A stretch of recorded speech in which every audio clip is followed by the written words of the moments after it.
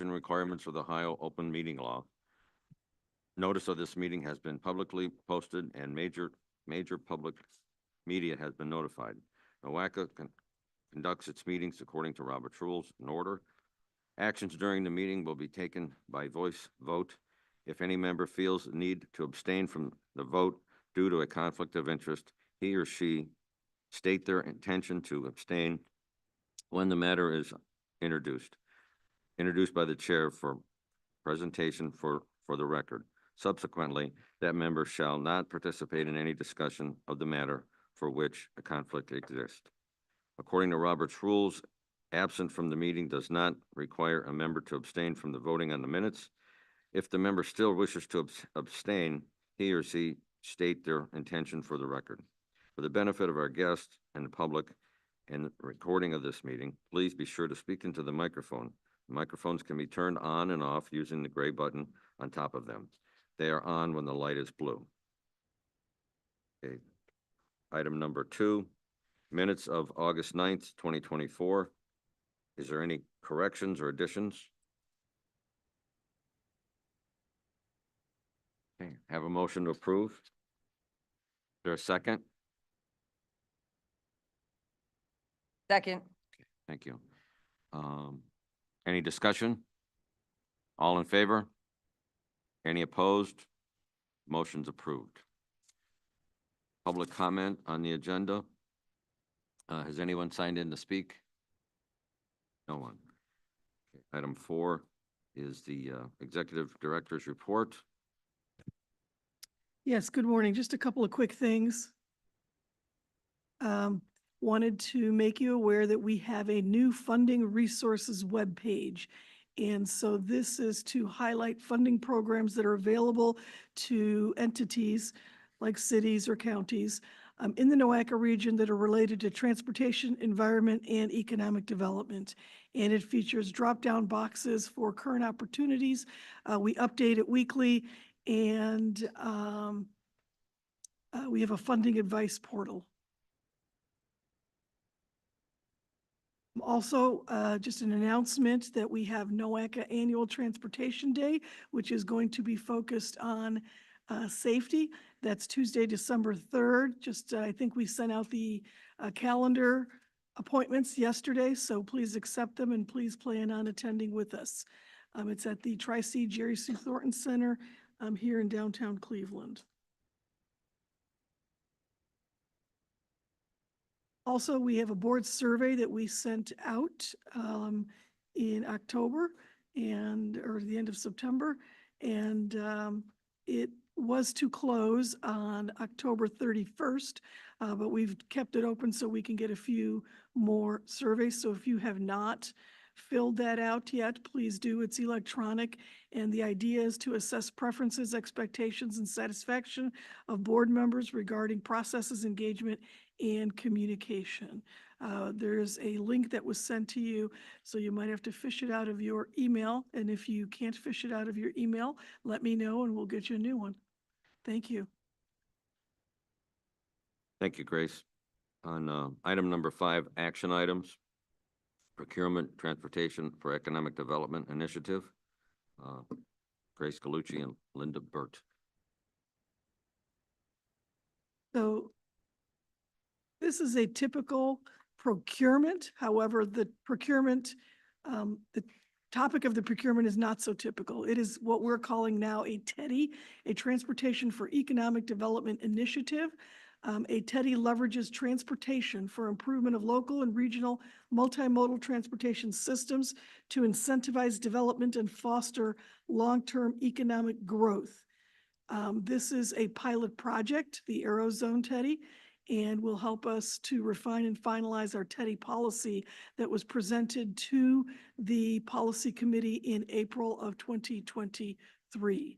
And I will turn it over to Lindy Burt, who is our Director of Administrative Services and our Procurement Officer, for the detail. Thank you, Grace. Good morning, everyone. So the action being requested under this item is to recommend it to the Executive Committee for placement on the December 2024 Board of Directors agenda. That item being to authorize the executive director to enter into a contract with American Structure Point Incorporated to conduct a Transportation for Economic Development initiative study of the Arizona District. There's no previous action on this particular item. So the study area for this project is a 50 square mile area located in western Cuyahoga County, that being the Arizona District. The anchors in that district include, but are not limited to, the airport, the NASA Glenn Research Center, Ford, and the IX Center, among other institutions and companies. And it covers a portion of 8 municipalities, that being Berea, Brook Park, Cleveland, Fairview Park, Middleburg Heights, North Olmsted, Rocky River, and Strongsville. Those are the communities that are participants in the Arizona Alliance. The objectives of the study, as stated in the RFP, are to facilitate a robust engagement process with stakeholders, to adhere to principles of environmental justice, equity, and inclusion, to develop a multimodal transportation system that improves travel options for people and goods, increases safety, and helps meet emissions target, to ensure the reliability of freight to and from the district by achieving FHWA targets, and to support the expansion of the EV supply equipment project that NOACA is currently operating. Additional objectives also include identifying strategies for attracting innovative-driven entities and to strengthen economic development collaboration both within the district and the surrounding region, and finally to promote reinvestment in underutilized properties. The study's methodology will consist of the first phase of data collection. That would include existing data. The Cuyahoga County Planning Commission did an existing conditions analysis of this area in 2022, so that would go into it. NOACA also has data that could contribute, any other demographic data or real estate data that is in existence, and then, of course, collecting other data that's not currently available. The next phase will consist of analyzing the data and summarizing those existing conditions. The study then moves on to developing economic indicators for the district and transportation performance measures that would then be used to develop land use and economic development scenarios that are based on the existing transportation system, and then making final analysis adjustments based on both the land use scenarios that are developed and the transportation that is in place, and making final recommendations for both economic development and transportation in the district. The procurement process consisted of an RFP, which was posted for 6 weeks from August 1st through September 16th of 2024. ODOT set a disadvantaged business enterprise goal of 12% on this particular project and contract. We received 2 proposals in response to that procurement. These were then evaluated by a team that consisted of NOACA staff and the director of the Arizona Alliance, and our executive director also participated. And then we weighed the proposals against our evaluation criteria of experience and qualifications, the project approach that was presented in the proposal, and then, of course, the project management approach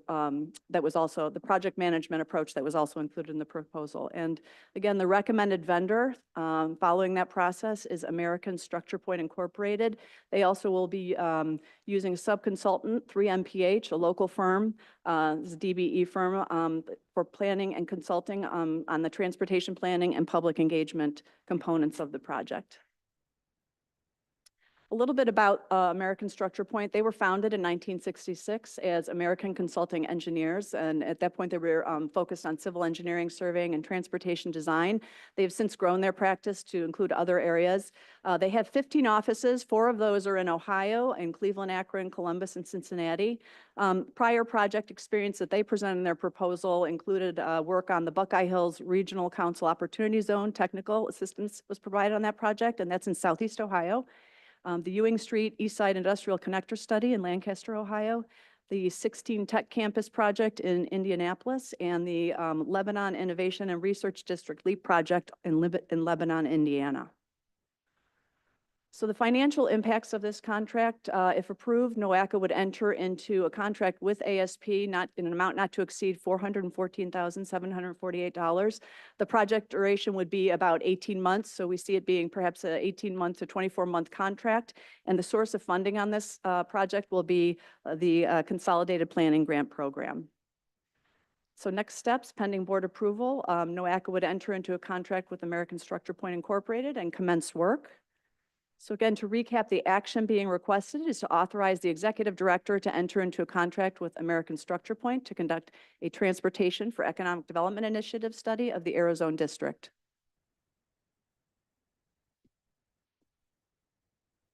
Thank you. At this time, can I have a motion to approve?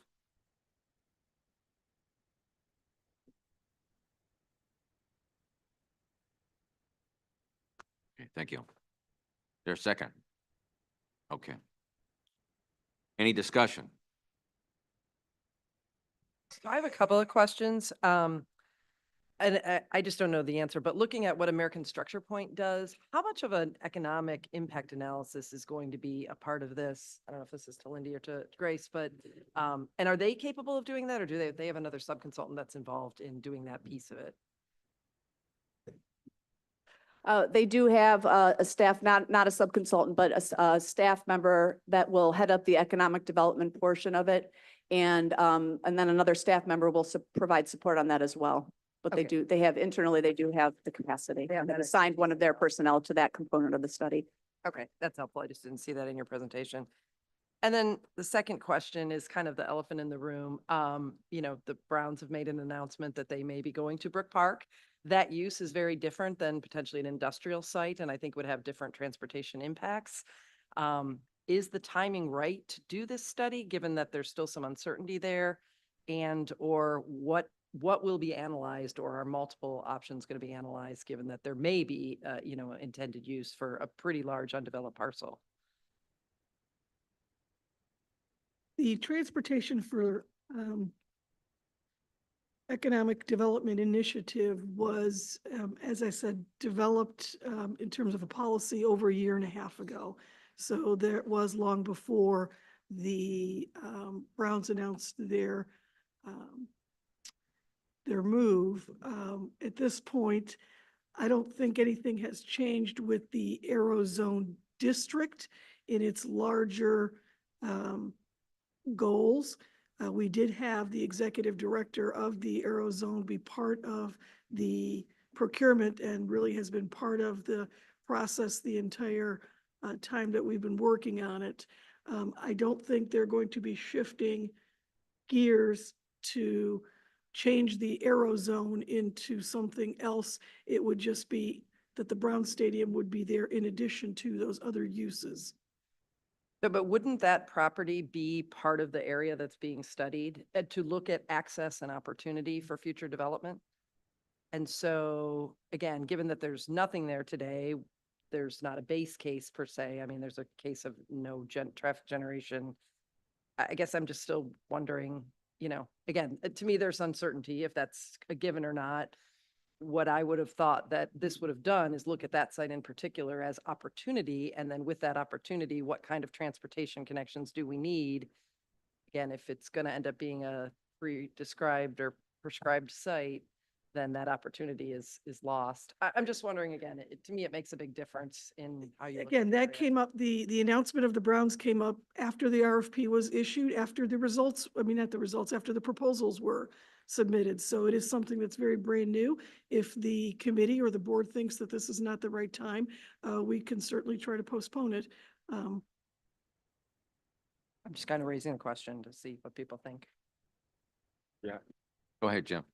Well, of course, the other alternative then is to sit down with the consultant and see what kind of modification you would have to make in order to answer that particular question. Because obviously, a Browns move to that area would greatly affect the area in a lot of ways, more than just traffic and economic opportunities. To the chairman, if I may, Director Galucci, may I comment? Go ahead. The topic did come up and we conducted interviews with the vendors that we received proposals. We posed that as one of the questions to both vendors. They both acknowledge that there are many unknowns around that project at this point, and that it would be obviously kept on the radar as they move forward with their planning process.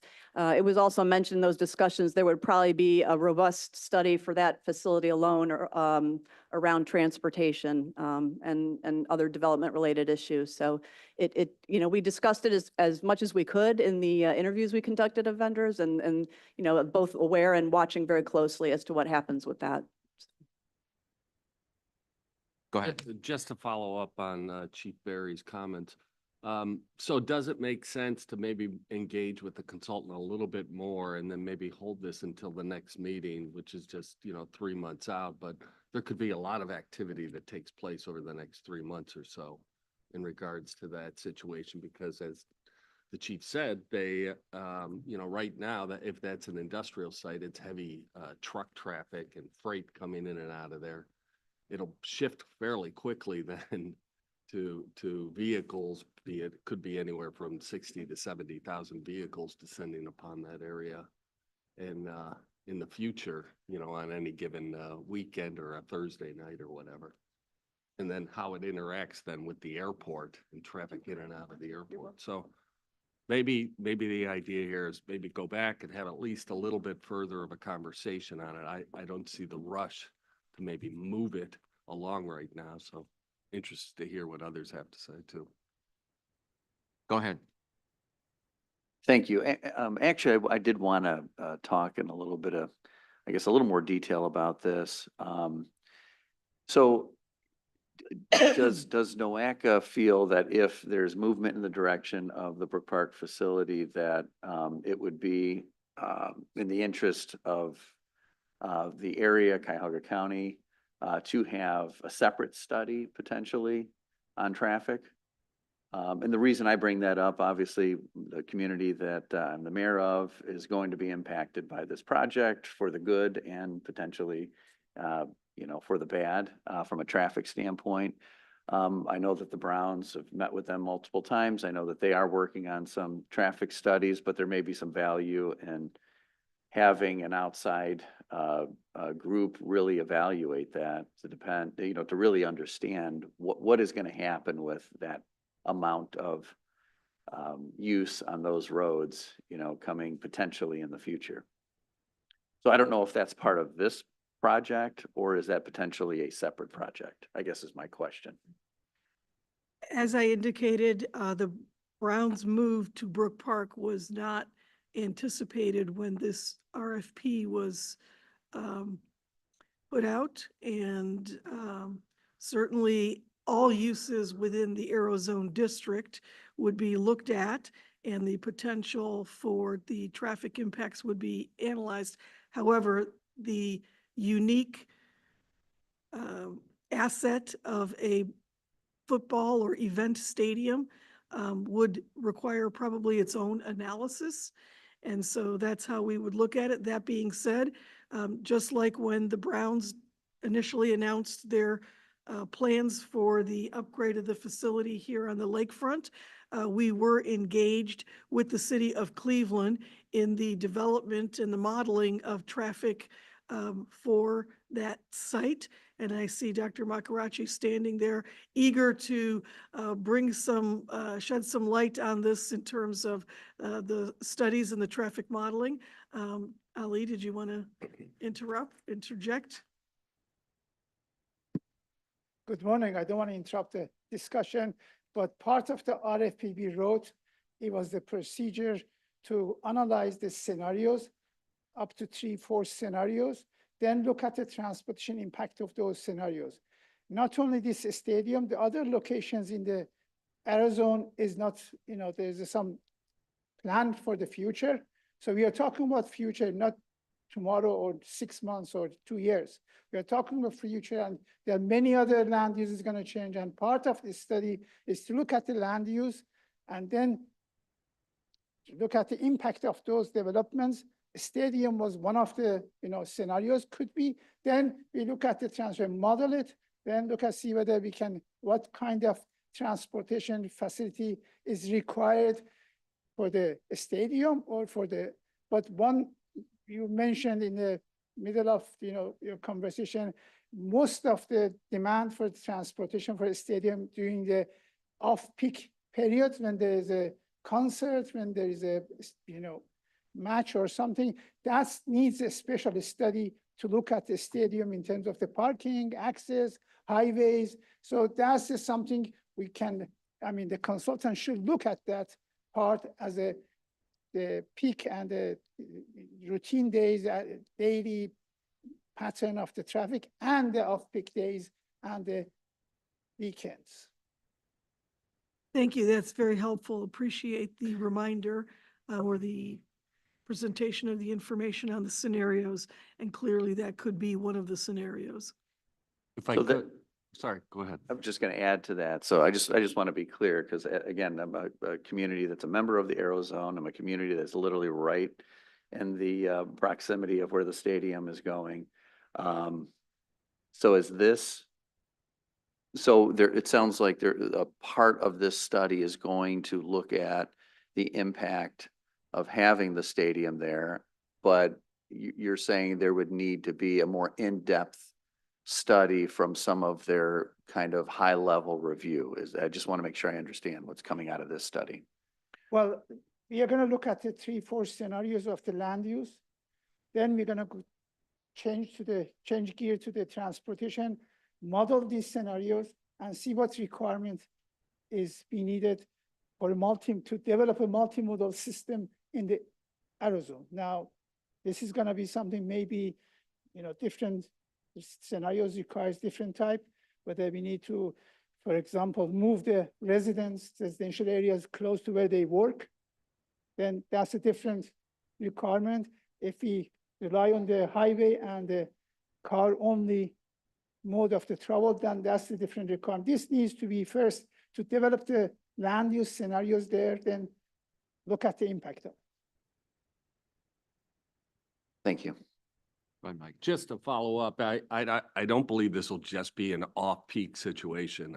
If I understand correctly, the new model for these type of stadiums is more of a destination for people to come there for, it could be like a mini Pinecrest or Crocker Park type of thing. So this is going to be a little bit more elaborate, I think, than just, Oh, the it's- 8 games a year type of thing or a concert. So just a comment. I mean, publicly, not to interrupt, sorry, but publicly, they've come out very clearly that this is more than just a stadium. This is more than 8, Sundays. This is a dome stadium that would be used for multiple events that can accommodate anywhere from 3,000 to 65,000 people coming in and out. So I'm just saying from the, I think from the county, from Northeast Ohio, from the perspective of all the communities, and certainly there's always positives and potential challenges. I think, the value of having some independent review of ultimately what's the impact is going to be in these areas, and is there infrastructure truly in existence today to accommodate such a transformational project? I would think that this is something that would be beneficial for NOACA's involvement. Thank you. And I don't disagree with that. I brought it up because we have a scope of work with a cost estimate. And to me, this is a significant change from, as you said, Grace, when it was originally scoped or thought through. And we don't even know if this is going to happen absolutely. I think there is still some question of whether or not that's their location. So yes, I believe there should be some evaluation, but to pour all of our dollars into that study, if that doesn't end up being the location, which we don't know, and it's a totally different use. I think the scenario planning could handle some of that, but to Mayor's point, I'm not sure that it covers the depth of study that will ultimately need to be done, with this very unique use and significant use. Yeah, I think that's exactly right. So I guess I'm still asking a question of, does it make any sense to hold this, not indefinitely? I think it's an important study to do for an entire area, but until we know a little bit more with certainty, what direction it's going, kind of what some of the projections are, I don't think, all of the information is presented publicly. I don't know what's available. So just asking that question. Go ahead, Andy. I guess just to follow up on that comment, I guess I'm trying to understand is there any harm in holding off on this until there is a little bit more clarity of what's going to be happening with that site? That's what I'm and then the proposal could be, whether we have to put out a new proposal or, talk to American Structure Point about amending to include the scenario. That's what I'm trying to understand. Is there a reason that we have to move forward now? And potentially, why are we spending $400,000 on a study that may not get what we need? That, to me, it doesn't make a lot of sense. Jim, go ahead. Well, it sounds to me like from around the table, with all the concerns, the way to go would be to put the motion on the table. Then if somebody wants to table that motion, then table the motion and it's there. And if you want to pull it off in 3 months, 6 months, whatever, you can do that and pass it. Or in the meantime, they can work with the various parties to see exactly what direction this has gone. If the proposal or the study scope has to be modified to include something that we don't know about now, then it can be done during this period. And when it comes back on the table, it's still the same study. It's just the scope has been modified. And then you can proceed at that particular time. So to be clear, though, we can't modify the scope with this particular proposal. We would have to reissue the RFP. So that would be something, again, not saying one way or the other, just saying that that's something that we would need to do.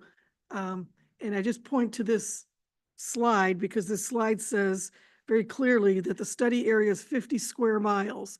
The stadium or potential development is one of the uses within this 50 square miles. It by no means is the point of the arrow zone. Well, usually studies have, as you get into it, you find that the scope that you put out is not exactly correct and you want to modify it. A minor modification is not a big issue as a rule. A major modification, then it is, because then it changes the price. Yeah. But if you change the scope and it doesn't change the price more than let's say up to 5-10%, then you're probably able to go forward. But a major change, yes, then you would have to put out a scope. But then you could also vote it down and then start all over again. But it still gives you the option because we really don't know which direction the Browns are going to go. There's been a lot of talk both ways. And that would give you the option to do whatever you wanted to in 3 to 6 months. Okay, I'm feeling that, I agree with that. So, since I made the motion to approve, I'm not sure if I could just, make the motion then to table the item. or just rescind your motion. I'll rescind the motions for further discussion and potentially come up at the next, quarterly meeting. And then rescind the second. Okay. Is there a new motion on the floor for this item? Table it. Yeah, I'll make the motion to table the item. All right. Any more discussion on tabling it till the next meeting? All in favor? Aye. Any opposed? Motion's approved. Okay. On the next item, SFY 26 to 29 TIP, projects recommended by NOACA funds, financial plan. Grace and Ed May. Sure. So this is our routine every other year development of the TIP. The TIP is a 4-year program and we update it at this time from 2026 to 2029. The first 2 years are generally the last 2 years of the previous TIP, and then we have 2 more New Year's. This is currently being presented to the Finance Committee in preparation for the overall TIP being recommended to the board in March for approval. This particular presentation today covers only the funding plan and only the funding plan for the projects that are recommended for NOACA funding, which are the STPG, TA, CMAQ, and CRP funds. And with that, I will turn it over to Ed May to go into the detail of the presentation. Thank you, Ed. Thank you, Director Galucci, Mr. Chair, members of the committee. Again, this is a routine item that we bring forth to this committee and it illustrates the financial assumptions during the development of our, the development cycle of our 26 to 29 transportation improvement program. And we update this every year to bring this item to you to understand how NOACA funding is being allocated. So the action being requested is for this committee to consider recommending this item to the executive committee as a component of the draft transportation 2026 to 2029 transportation improvement program for placement on the board of directors agenda for December 2024. This item will be combined with the projects recommended for NOACA funding. And that would be for the 2026 to 2020 tip for presentation to the board. Previous action, the projects recommended for NOACA funding was approved, recommended for approval by the Planning and Programming Committee at its October 11th meeting. As was indicated, that we've initiated the development of our 2026 to 29 tip. That'll be presented for action to our board in March of 2025. That'll be the full tip. That'll take effect on July 1 of calendar year 2025 and run through June 30th of calendar year 2029. The tip will contain road, bridge, public transit, and other transportation projects scheduled for implementation and supported by federal funds through ODOT, the transit agency allocations, and more specifically, NOACA's base allocations. These being the Surface Transportation Block Grant funds, the Transportation Alternatives funds, and then the Carbon Reduction Program funds. With respect to the Congestion Mitigation and Air Quality Program, those projects have been approved through the statewide CMAQ program. The most recent application round occurred in December of 2023. So the CMAQ funded projects are already determined through 2029. So every 2 years, we develop a new 4-year program that commits NOACA dollars to new projects and also includes the ODOT projects for the federal funding that they control. So that tip gets incorporated into the full statewide tip or the STIP. So the draft tip will include a number of things. First, the existing 2024 to 2027 tip projects that were programmed and or approved for NOACA SDBG, TA, and CRP funding, as well as CMAQ funding. Again, we develop this program every 2 years, so there's going to be overlap, 1 or 2 year overlap of projects. It will include existing debt service for projects approved for state infrastructure bank financing. And it will also include planned debt service for 3 projects that have been proposed for state infrastructure bank financing. And those are the Hilliard Road Bridge project, the Lee Road project in Cleveland, and the Lee Road project in Shaker Heights. The program will also include the board-approved Transportation for Livable Communities Initiative program, and that's a set aside of $2 million a year of our STBG funding. And then the new projects that are recommended for NOACA, STBG, TA, and CRP funding for 2026 through 2029. Now, in developing our program, we do make financial assumptions above and beyond the original allocations. Those are a growth rate of 2% per year as received through the bipartisan infrastructure law. An additional 10% of funding estimated to be available annually. And this is based on historic averages of increased funding that we've received through our annual apportionments through ODOT, largely attributable to positive budget true-ups by ODOT based on increased federal appropriations for a particular fiscal year.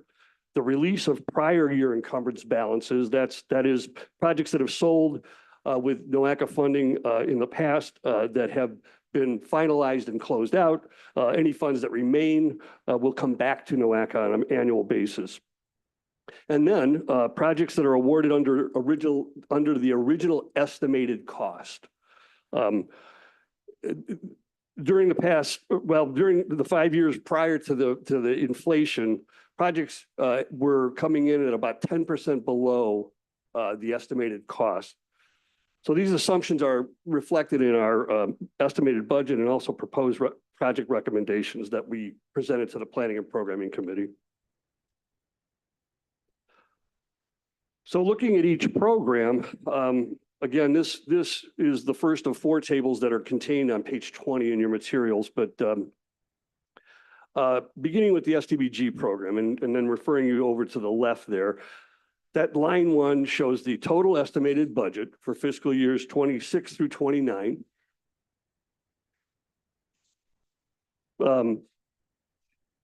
Line 2 it represents the commitments for projects, which includes existing debt service scheduled through 2029. That's on line 3. Our debt service does go beyond 2029, but I'm only showing you the 4-year impact on the tip. Line 4 is the program projects from the state fiscal year 2024 to 27 tip. And then you see on line 5, that shows board approved funding commitments for the 24 to 27 tip that are not yet programmed in the tip. And that's about $35 million. Also, you see on line 6 is the funding for the TLCI studies and implementation grants. That's $2 million per year. So all told, on line 7, the total commitments, that's lines 3 through 6, you're looking at 47.2 million programmed in 26, 28.6 million in 27, 41 million in 28, and 7.9 million in fiscal year 2029. And then line 8 shows you the remaining balance. Now, line 9 is the new project recommendations. So that's right now we're looking at 365,000 in 2026, 5.6 million in 27, 16 million in 28, and 27.5 million in 29. So then line 10 shows the resulting balance when you deduct the new project recommendations from the available balance. And you'll see that there is a $20 million deficit showing in the far right column of line 10. This is a measure to help guard against carrying over large balances of funding, which we want to avoid. And one thing to keep in mind is that $20 million is about 57% of the yet to be programmed $35 million. So, you know, this will safeguard against us having to scramble and try to spend down money quickly. Now, you know, in the event that demand exceeds program commitments, we do have strategies in place that allow us to, you know, to deal with those circumstances, and that would include NOACA borrowing from one of its other budgets on the condition that we repay it the following year. Or if need be, we can borrow from another MPO and with the promise to pay it back in the following year. Also, we can finance projects with SIB loans. That's typically done for projects whose cost is greater or 25% or more, but that we can also finance other projects as well. If still not, you know, comfortable with the plan, we can revise it by scheduling projects beyond 2029 in what we call our TIP window. That would be 2030 rather. We can reduce the respective the projects by the respective percentages. We could prioritize projects of multiple projects that a sponsor might have for them and work with them to prioritize them, their schedules. So that's the SDBG program. I'm going to move on to the TA summary. This is very similar, although we don't have any SIB loan considerations here. Line 1 shows the total estimated budget for 26 through 29. Line 2 represents the funding commitments for projects for 24 through 27. Line 4 is the board approved funding commitments for the projects that are not yet programmed in the TIP. So that totals about $7.3 million. So the commitments, total commitments are shown on line 5. That's $7 million in 2026, $6.5 million in 2027, $838,000 in 2029, and nothing in 2029. So when you look at the line 8, that's the resulting balance, and deduct from that the new project recommendations. You see that there is a $3.5 million deficit showing there as well. But this is again a measure to guard against the possibility of having to carry over funding and the possibility of perhaps funding lapsing. So this will ensure that that doesn't occur. Finally, we see the carbon reduction program, line, I won't go through this all, but line 1 is the total estimated budget. Line 5 there is the total commitments. And then line 6 shows you the available balance. And then line 7 is the new project recommendations, and line 8 shows the resulting balance when you deduct those new project recommendations from the available balance.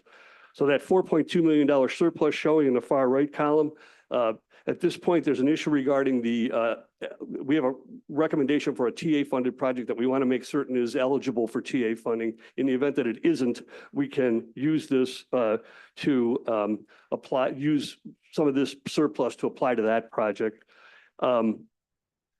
We can also use this for trade within our own budgets or with other MPOs. So that's how we would deal with that. As for the CMAQ program, we have existing projects from the 26 to 29 TIP scheduled. This includes our NOACA air quality programs. That's our STOP program, our air quality program, and our rideshare program. And then we also have the new projects that in the TIP that came out of the December 2024 application round or 2023 application round.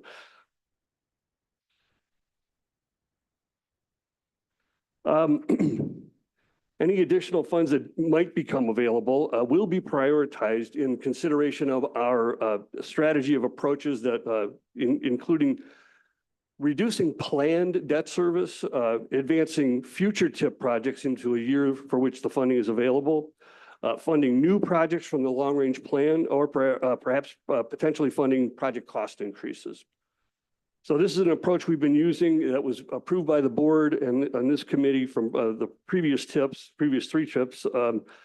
So we're just recommending inclusion of this hierarchy of approaches to guide our decision-making in the future.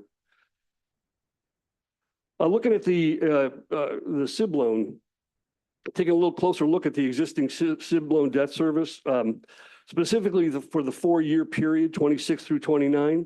Again, we have 4 existing projects. This includes the recently approved loan for the Rockside Road bridges. And then in yellow, you'll see we have 3 additional projects that we are planning for SIB loan financing. And the peak here, you'll see in 2028 is $9 million. That's the total. Now, we will have paid off 3 of those existing loans by then, but we will be realizing new debt service. But back in 2016, this committee and the board approved a policy limiting existing and planned debt service to no more than 50%. So as they were concerned that we were relying too much on that SIB loan financing. So for the SDBG program, which is where all of our debt service is, that would be, the allocation is $33.8 million. So no more than 50% or $16.9 million would be programmed for debt service. At this point, our TIP shows that we have $9 million, which is about 27% of our SDB allocation in 2028. So we're well below that 50% policy. So next steps, the new project funding recommendations that have been proposed for SDBG and TA and CRP funding would be presented to the Board of Directors for approval on December 13th, 2024. Staff will then work with sponsors of the approved projects to finalize the scopes, the schedules, and the budgets for inclusion in the 26 to 29 TIP. That final draft TIP, which will include both the NOACA funded projects and also all the ODOT and transit federal funding investments, will be presented to the Planning and Programming Committee in January of 2025 and then for recommendation, and then to the board in March of calendar year 2025 for approval. So with that, I would ask that this committee take action to approve the financial plan for NOACA funded projects for the state fiscal year 2026 to 2029 Transportation Improvement Program. Thank you. Can I have a motion to approve? Jim? Need a second. Debbie. Second, Marisma. Thank you. Any discussion? Ed, I had a couple questions for you. Under the STBG funding, the budget goes from 54 million in 26 to 17 million in 29. And similarly, under the other programs, the funding, or the budget decreases substantially. Yet our recommendations to fund projects goes up substantially in those years, leading to negative balances in many of these categories. Could you provide some explanation to the downward trend of our budget, but the increase in our, Well, recommended- one thing you can attribute it to is when we approved our 2024 to 27 program, we overprogrammed by about 15%. So that's carrying over into the subsequent years.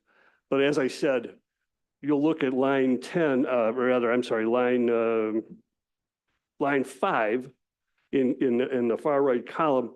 That's the 35 million that has still not yet been programmed. That's a large amount of money. That's almost a full year's allocation. This is again to guard against the prospect of not necessarily having to have funding recalled, because we're not in danger of that, but funding could lapse because it only has a life of 4 years, the year in which it's allocated plus 3 years. So this is a measure to guard against the prospect of that happening. So, but as far as that would explain the budgets, but the deficits they are over-programmed. It is over-programmed right now. That's what it would show. so in the case if projects all were delivered on time, they would only be funded until we ran out of funding and or debt service? Yes, if that happens, and if that does happen, we do have those strategies where we can borrow from our other budgets, CRP or TA money, or we can borrow from budgets from other MPOs, because they're all, in similar circumstances. Maybe not, I don't know to what degree from one MPO to the other, but those are what we would do. And if nothing, if worse comes to worse, those projects that are currently perhaps in 29 or slated for 28 or 29 would roll over to 2030, which would be our tip window. Okay. Yes. Ed, can you talk a little bit about why the STBG estimated budget falls down to 17 million in 2029? Like, why do we see that difference in terms of Again, available funding? you'll note that is reflective of the deficit that's showing in 2010. I'm sorry, in line 10 of 2028.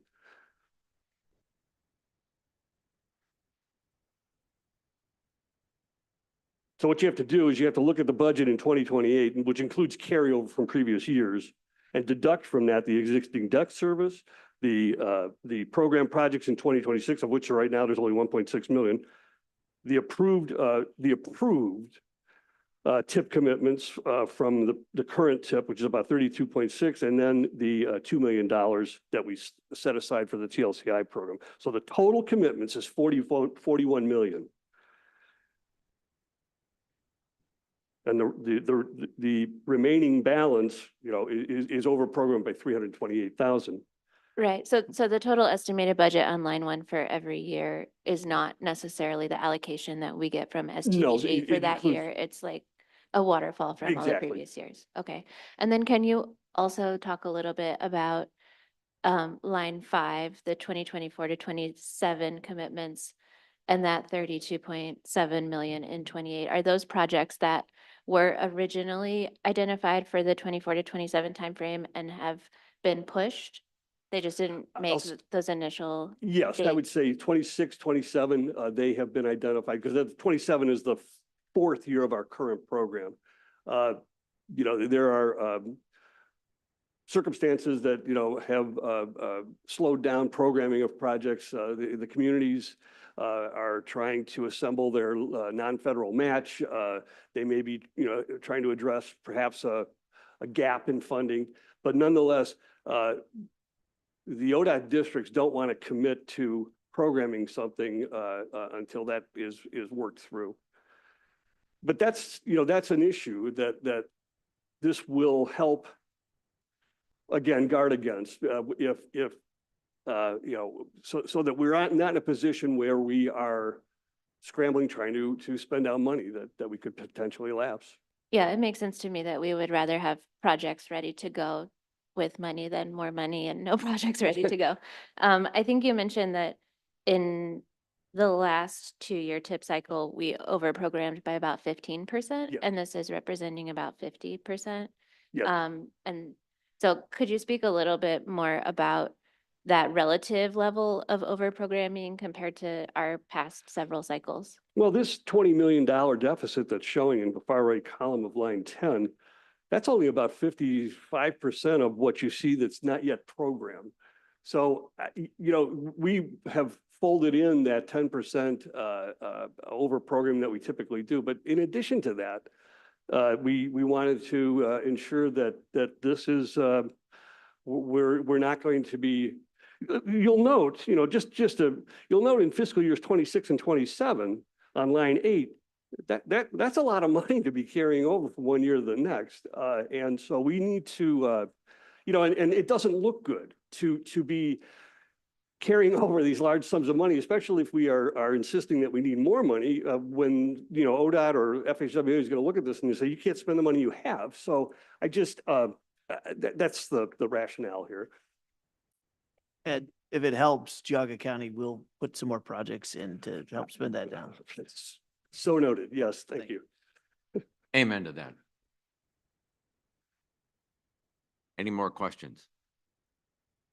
Jim? I don't have a question, but I'm going to make a comment.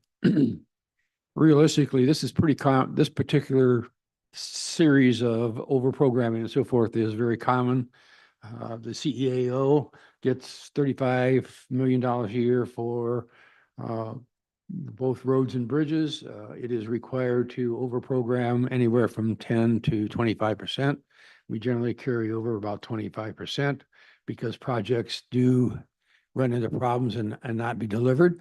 ODOT several years ago specifically said to all of the agencies, both CEAO and the NOACAs of the world, the planning agencies that receive their money, you cannot carry over more than 25%. If you do, we will take the money back. The object of the exercise is to make sure that we have lots of things going, and showing the deficit really is a positive thing to keep ODOT from taking our money. The other thing is that ODOT and at CEAO, we can't go to another agency and again get money, but ODOT does have a little bit of a balance for us that we can borrow from and then pay back the next year or whenever that money comes up if projects fall short and money becomes available. So this is pretty standard practice for those that don't quite understand the math here. I know it looks bad, but it's really not as bad as it looks.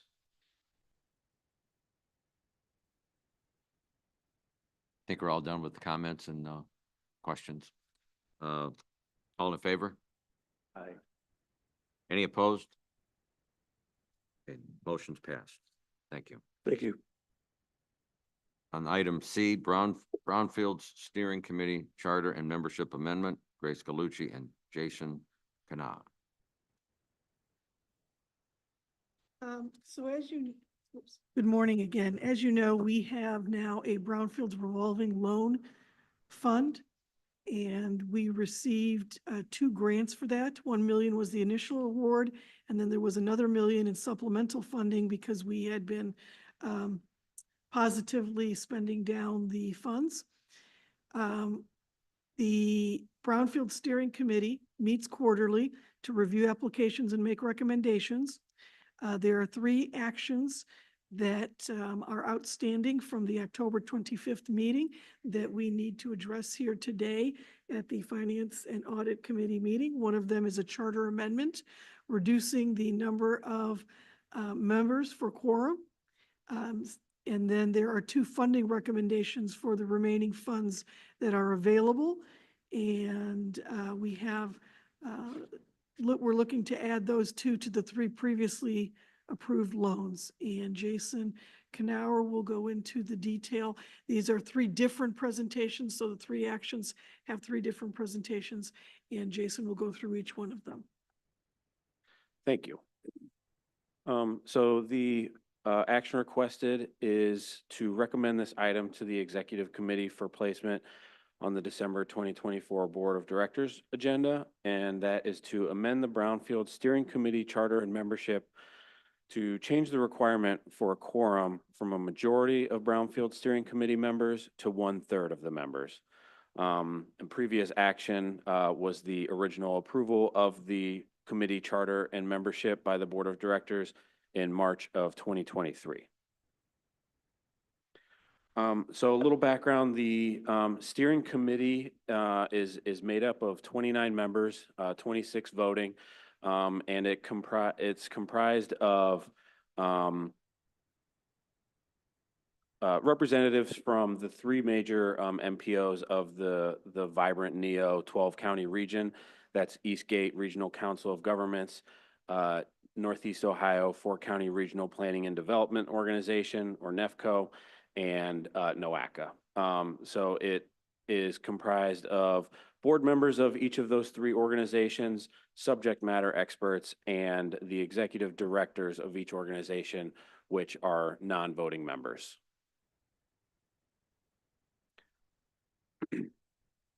The committee meets quarterly to review applications and make recommendations for funding. And the current requirement for quorum is a majority of voting members, which is 14. The meetings are available to attend and act via Zoom, but there has still been a difficulty reaching quorum at the meetings. So the steering committee has recommended the following charter amendment at their October 25th meeting, and that is to change the requirement for quorum from a majority of members to 1/3, which would reduce the amount from 14 to 9 members in order to take action. There is no financial impact for this. And pending board approval, the Brownfield Steering Committee charter and membership will be amended.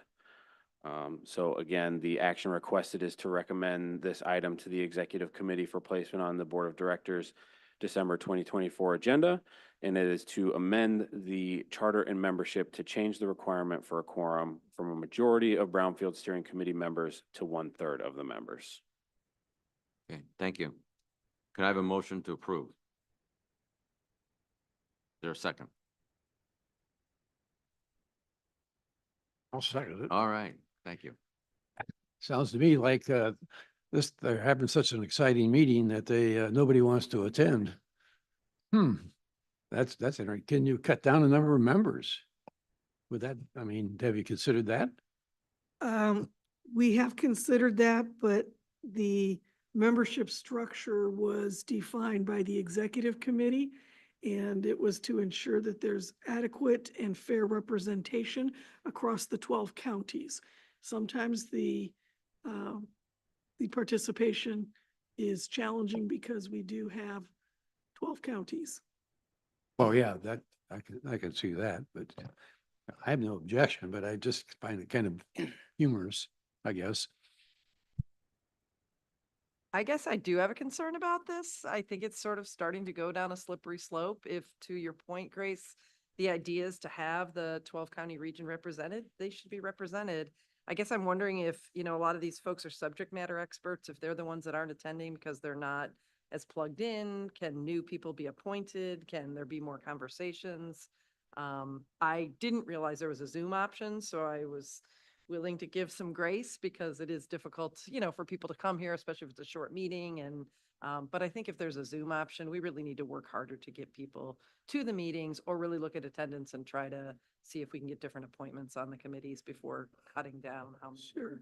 That absolutely would be the ideal, is to get people to come to the meetings, but by reducing the quorum, you don't actually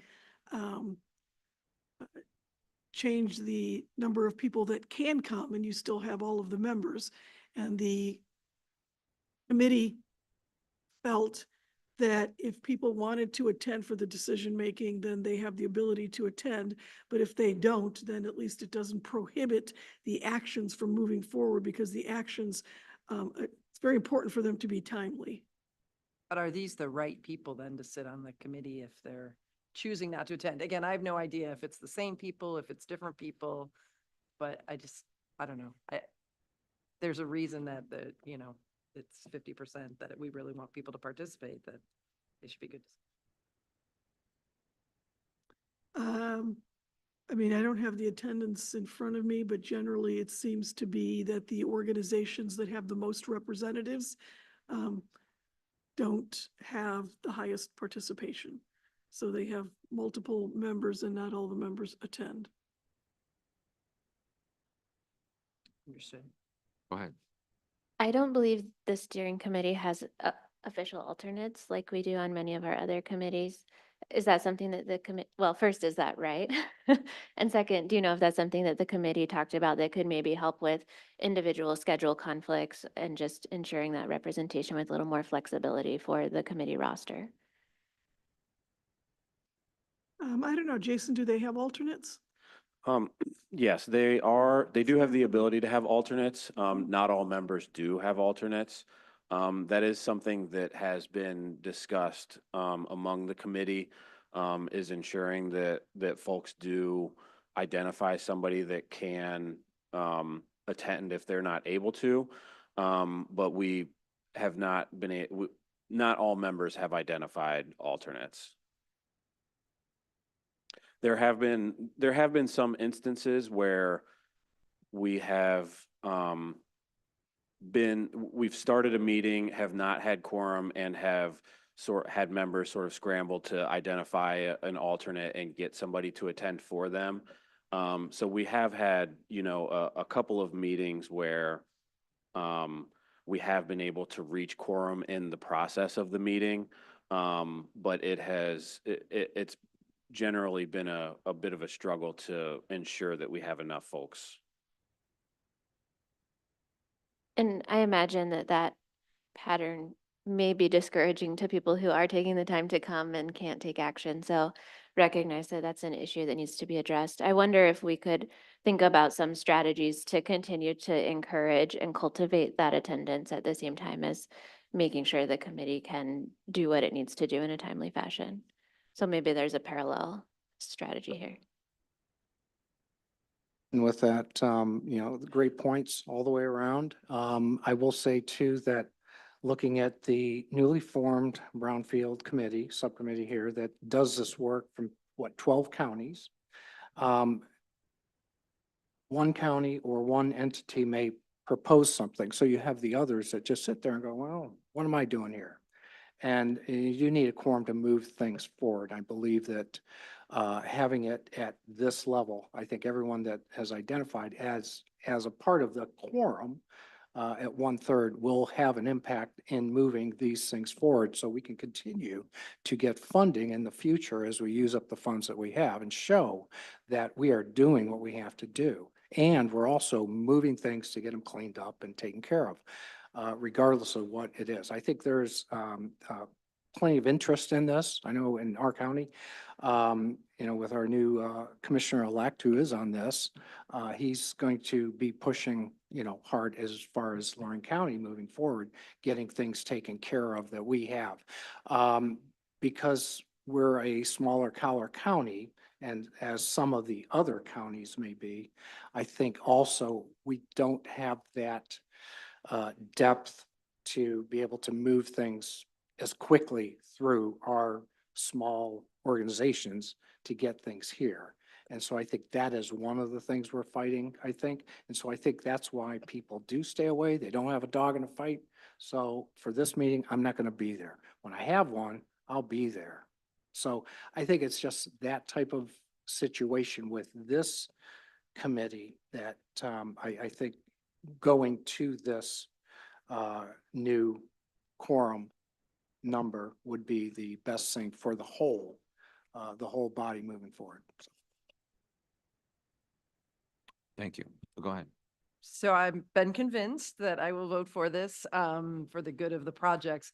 But I do think maybe it's something that should be referred to the governance committee to take a deeper dive into and to look at some of the things that Callie's recommending that, we're more proactively talking to members, getting them to have alternates, helping them understand the importance of this, as opposed to us just changing it and then, okay, well, now we move forward because I just don't want to see this become, pervasive in other committees as well. So I just want to make sure we're thinking about it up front, but understood. And again, hopefully there'll be robust conversation still with the group that attends. And on another point, we do have committees though that meet that do have a difficulty getting quorums. And there are the other committees like rural and a few others. You might want to talk on that and where they are, because I Yeah. think that also has an impact here on what we're talking about here and how to correct that moving forward. So the governance committee have been having discussions about the BAC, the Business Advisory Council, the Community Advisory Council, the CAC, the RAC, Rural Advisory Council, and the ELAC, the Emerging Leaders Advisory Council. They have not had great attendance over the last couple of years since we cannot do remote meetings with them because they are a board committee. And what we've been doing with them is trying to make it easier for them to participate. So we've collapsed meetings. We're going to be changing the time frame for the meeting to make it more convenient for people to come at certain times. We are strongly looking at the membership and trying to communicate with the jurisdictions that nominate them to nominate people that actually will be attending. So we are taking actions on that side, and we can do the same with this. Go ahead, Jim. I'll make one last comment. I've been thinking about this for a moment. First of all, the subject matter here is not the world's greatest in the world and exciting. Secondly, because you have so many members, and the material isn't exciting, that some of the attitude may be, well, you got 26 members. I don't really need to be there. They got more than enough. So they don't think that other people are thinking the same way and not showing up. I still think what you need to do is really take a look at your membership and maybe cut it down from 3 to 2 to 1 from each entity and so forth, so that you get the group small enough so that the members think that it's important for them to be there. Yeah, thank you. That's a good strategy. I know that NOACA staff originally had recommended, I think, 17 or 19 members. So we did propose a smaller group, but the NOACA board wanted more members. And then because it is 12 counties and because we also partner with Vibrant Neo, they wanted more members. And so we ended up with a much larger group in order to have that proportional representation. We will rethink it. We will discuss it. Great discussion. All in favor? Aye. Any opposed? The motion's approved.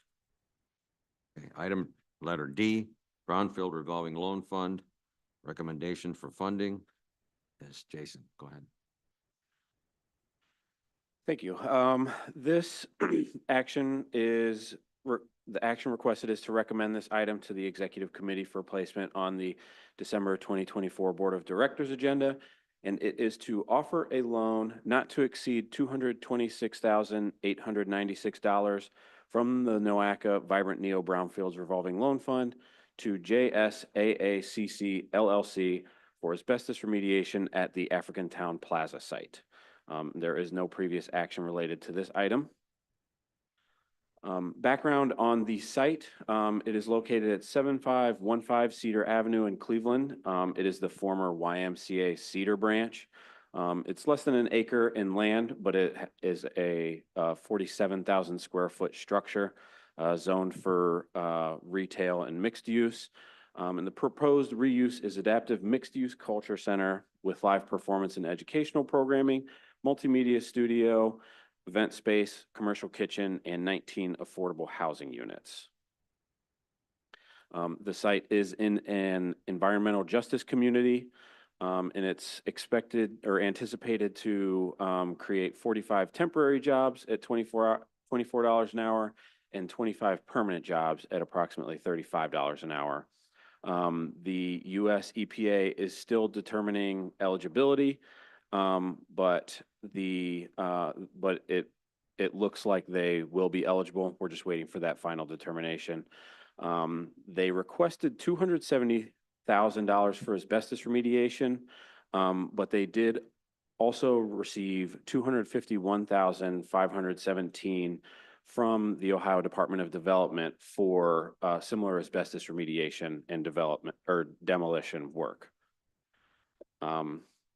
The Sudsina and Associates LLC is the financial consultant retained for this program. And they did deem them creditworthy, but did provide some recommendations for risk mitigation. And these are similar to a previous loan that was approved to a private entity, and that includes personal guarantee from James Sosin, who is the sole owner of the LLC, 1 year of debt service in escrow, and to obtain a surety bond if possible. The steering committee did note that if a surety bond is not possible, they would still be okay, but this would just be a added security. So the financial impact, the steering committee determined that they would like to support this project in the way of a match to their Ohio Department of Development grant. Those grants typically require a 25% match, which would equal to a little under 84,000. But actual disbursements would be made as documentation of eligible expenses are provided to NOACA. Next steps is for NOACA staff to identify those eligible costs for remediation in relation to the grant funding from ODOD to determine the actual loan amount to be offered to JSAACC LLC. So again, the action requested is to recommend this item to the Executive Committee for placement on the Board of Directors December 2024 agenda. And it is to offer a loan not to exceed $226,896 from the NOACA Vibrant Neo Brownfields Revolving Loan Fund to JSAACC LLC for asbestos remediation at the African Town Plaza site. Thank you. Can I have a motion to approve? Second. Any discussion? Hearing none. All in favor? Aye. Any opposed? The motion's approved. Item letter E, Brownfield Revolving Loan Fund, recommendation for funding, Cuyahoga County Land Bank.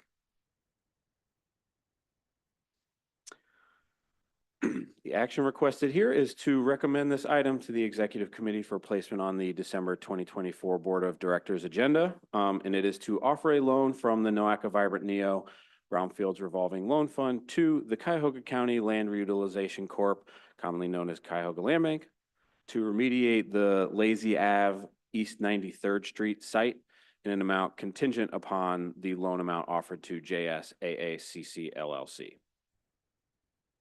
And there is no previous action related to this item. So the Cuyahoga Land Bank site is located just north of Union Avenue along East 93rd Street. It is a nearly 12-acre vacant lot that was previously an aluminum foundry and RTA site. It is currently zoned for 2-family, and the proposed reuse is manufacturing. So the property will need to be rezoned for the potential reuse, but that is has been anticipated and expected. The Cuyahoga Land Bank is the fiscal agent for Site Readiness Fund or Site Readiness for Good Jobs Fund. So they applied for this together. And they requested $208,000 for subsurface remediation of hazardous substances and closure of and removal of petroleum underground storage tanks, if present. The property is in an environmental justice community, and it's expected to create 65 temporary jobs at $20 an hour and 100 permanent jobs at $20 an hour. This property is also expected to be eligible, but still waiting for eligibility determination from the US EPA. And the financial consultant retained for this program did deem them creditworthy.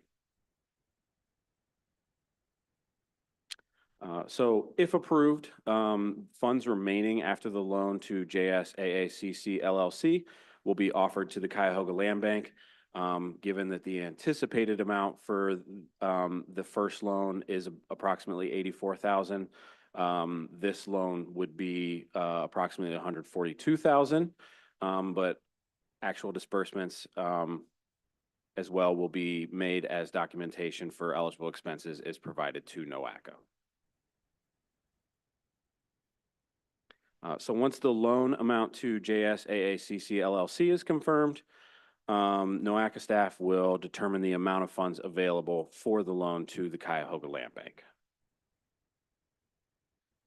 So again, the action requested here is to recommend this item to the Executive Committee for placement on the Board of Directors December 2024 agenda, and that is to offer a loan from the NOACA Vibrant Neo Brownfields Revolving Loan Fund to the Cuyahoga Land Bank to remediate the Lazy East 93rd Street site in an amount contingent upon the loan amount offered to JSAACC LLC. Thank you, Jason. Can I have a motion to approve? Second. Second. Okay.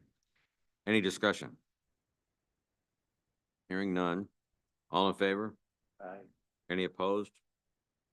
The motion is approved. Item number 6, presentation, discussion items. Future actions, no future action items at the moment. And information.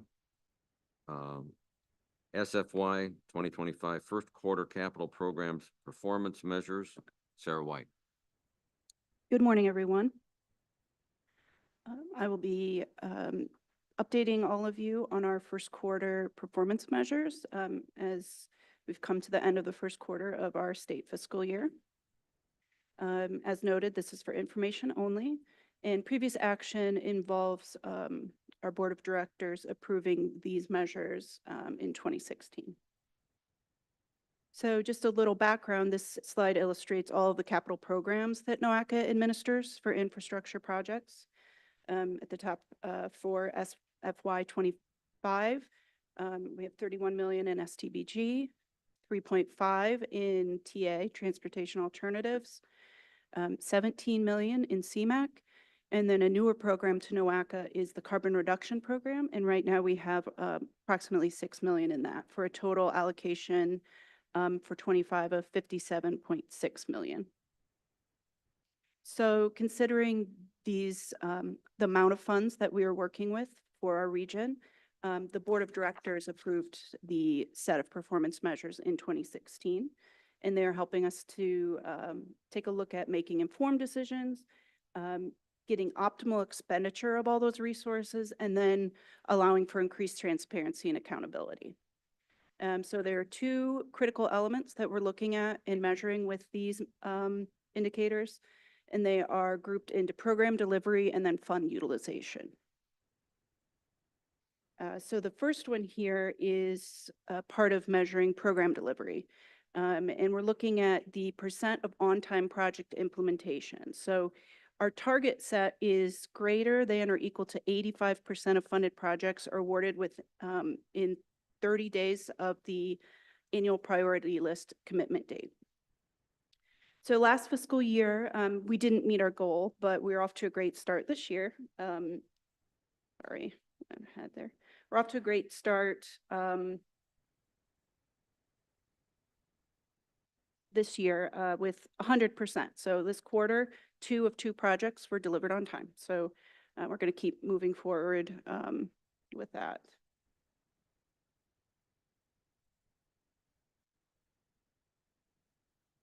Our second measure evaluating program delivery is based on percent program balance. So here we're looking to measure less than or equal to 20% of project funds programmed in the last quarter. So really what we're trying to do is schedule these projects and get them out so we're not waiting till the very last quarter. And here we are doing very well this quarter and expecting that in Q4 of SFY 2025, we will only be sending out 10.5%. So expecting approximately 90% to have already gone out.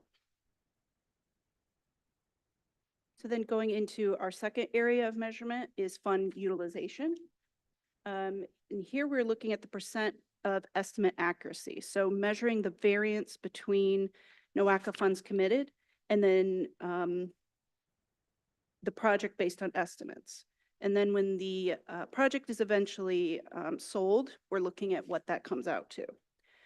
So if we were able to meet a goal of plus or minus 10%, it's really helping us have less carryover and avoid higher bids and cost overages.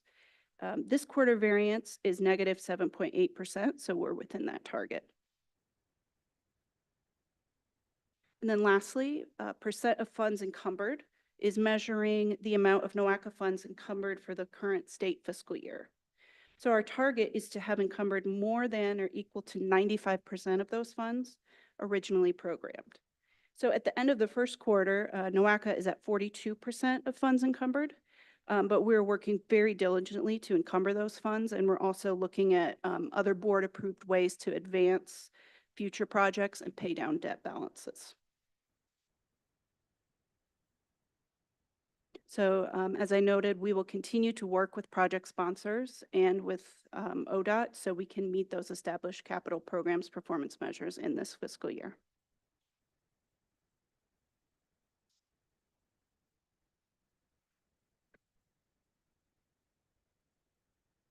Thank you. Item number 7, the financial report and the Brownfield Revolving Loan Fund quarterly report were included in the meeting packet. Old business? Old business? Having none. Item 9, new business. Any new business to bring to the floor? Move to adjourn. I like that. Second, okay. Next meeting is February 14th at 8:30. All in favor to adjourn? Okay. You bet.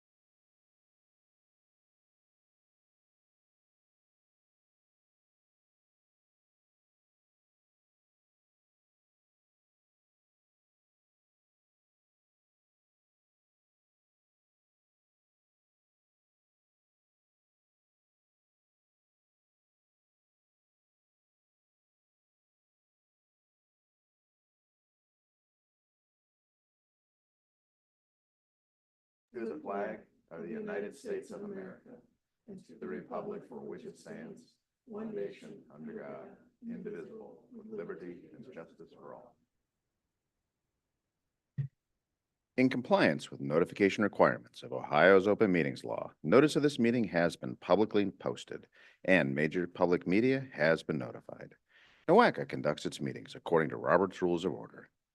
Actions during the meeting will be taken by voice vote. If any member feels the need to abstain from any vote due to a conflict of interest, he or she should state their intention to abstain when the matter is introduced by the chair or presentation for the record.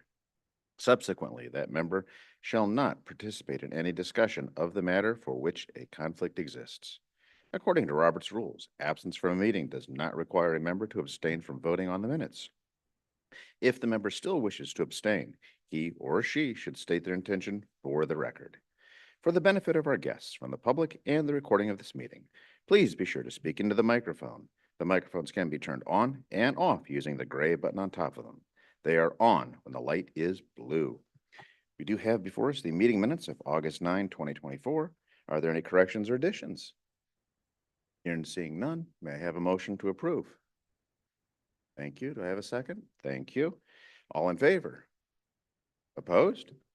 Very good, and no abstentions. Yay. It is approved. Public comments. Do we have anyone signed in to speak today? No, no one signed in. Thank you. All right, and Madam Executive Director, do you have a report for us today?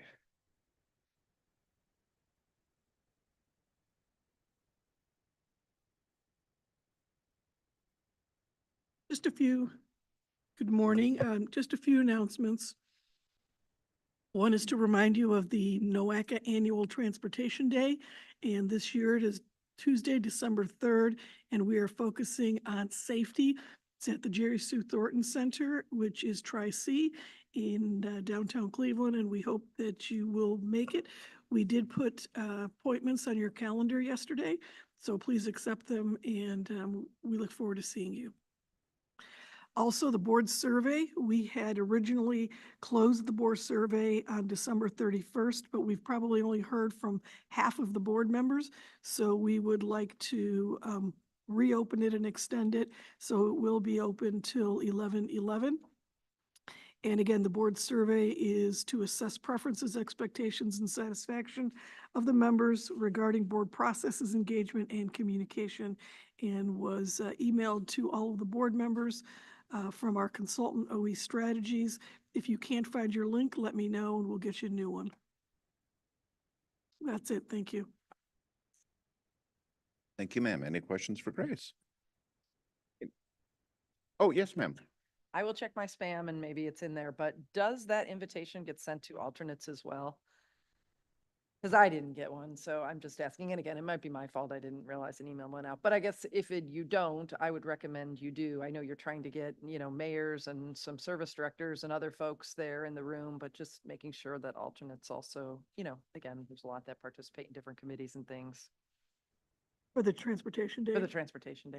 Yeah, I thought they did get it, but Could have totally gone to my spam, so I will check, but just. we will double check. Thank you. Very good. Okay, I too. Aha. Uh-oh. Do we hear four? So Starting to turn into an auction. the alternates also got those invitations because again, I think obviously a lot of participation and, want to be engaged. So thank you. Great. Excellent, thank you. Item 5, action items. CY 2025 Board of Directors, Officers Nominations.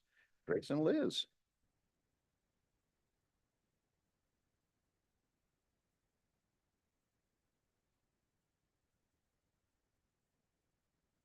So every year, one of the responsibilities of the governance committee is to make the nominations for the officers for the NOACA board.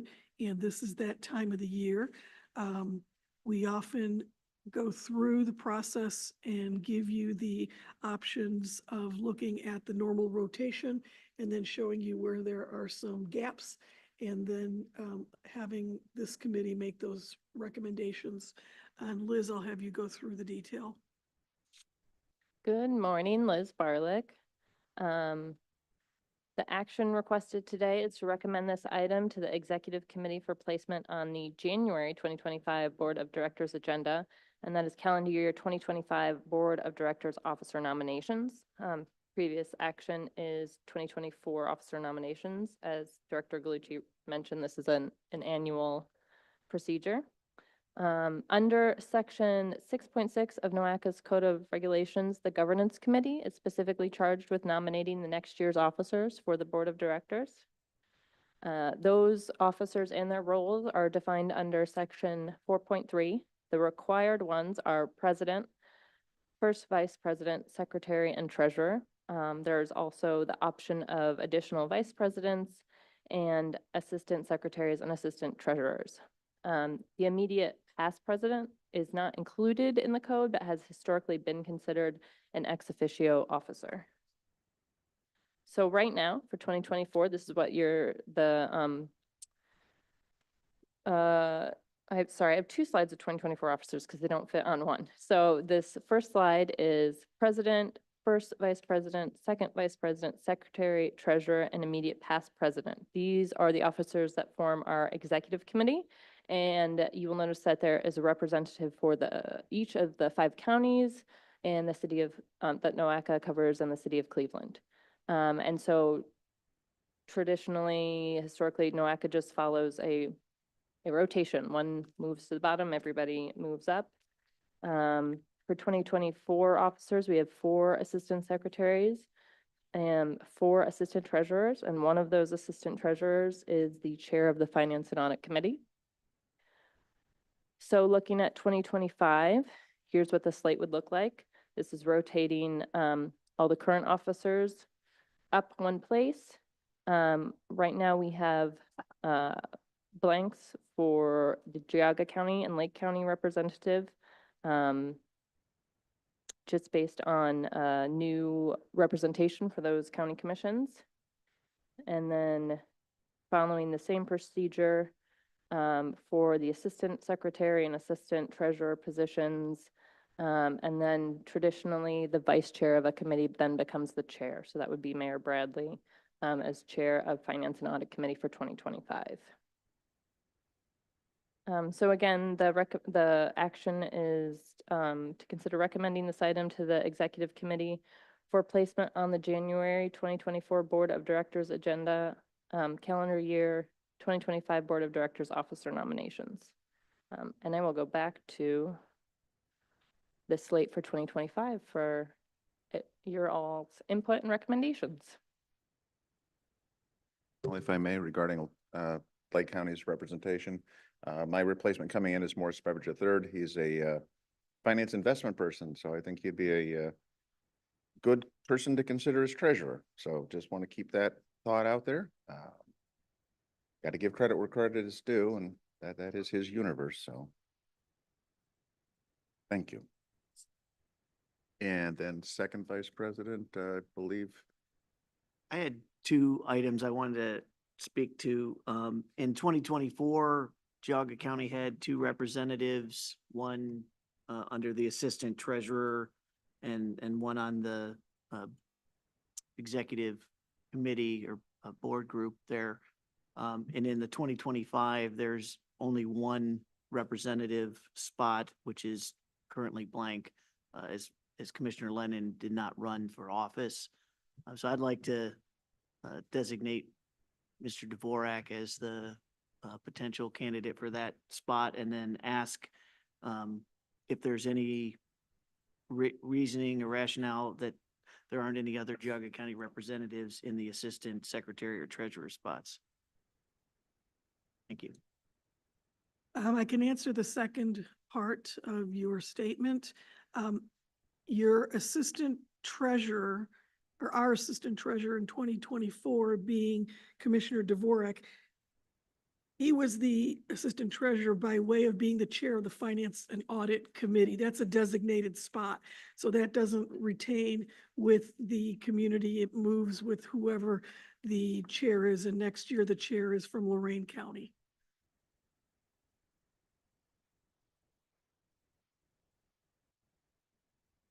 Excellent. So anything further? Does that get you what you needed? So for Lake County, I believe, it's Mr. Morris Beveridge. Yes, is- ma'am. Morris And Beveridge then the for third. Geauga County, Mr. Dvorak, Yes, ma'am. correct? Correct. And it is Morris Beveridge the third. His father's still with us, so, and he does go by that.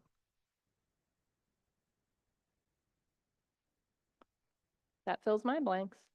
Very good. Thank you. Grace, anything else to add on that subject? I don't think so. Thank you very much for your diligence on that. I'd like to acknowledge Commissioner Dvorak and thank him for accepting the nomination. You have been with us for a number of years and have been very, very helpful to the work that we do. So I look forward to working with you.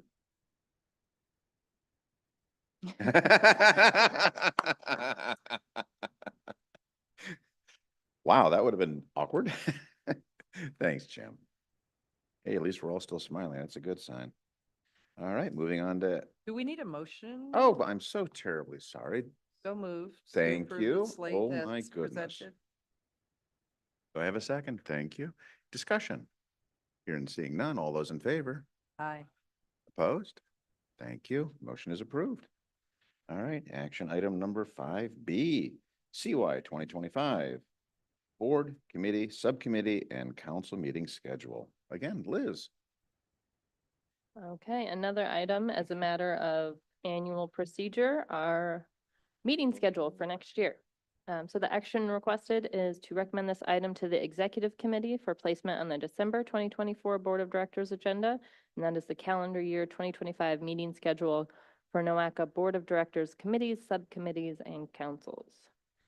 Previous action is the approval of last year's meeting schedule. 43 years. So a little bit of background on these schedules. The meetings are set to align with board and committee activities with NOACA's required state and federal actions.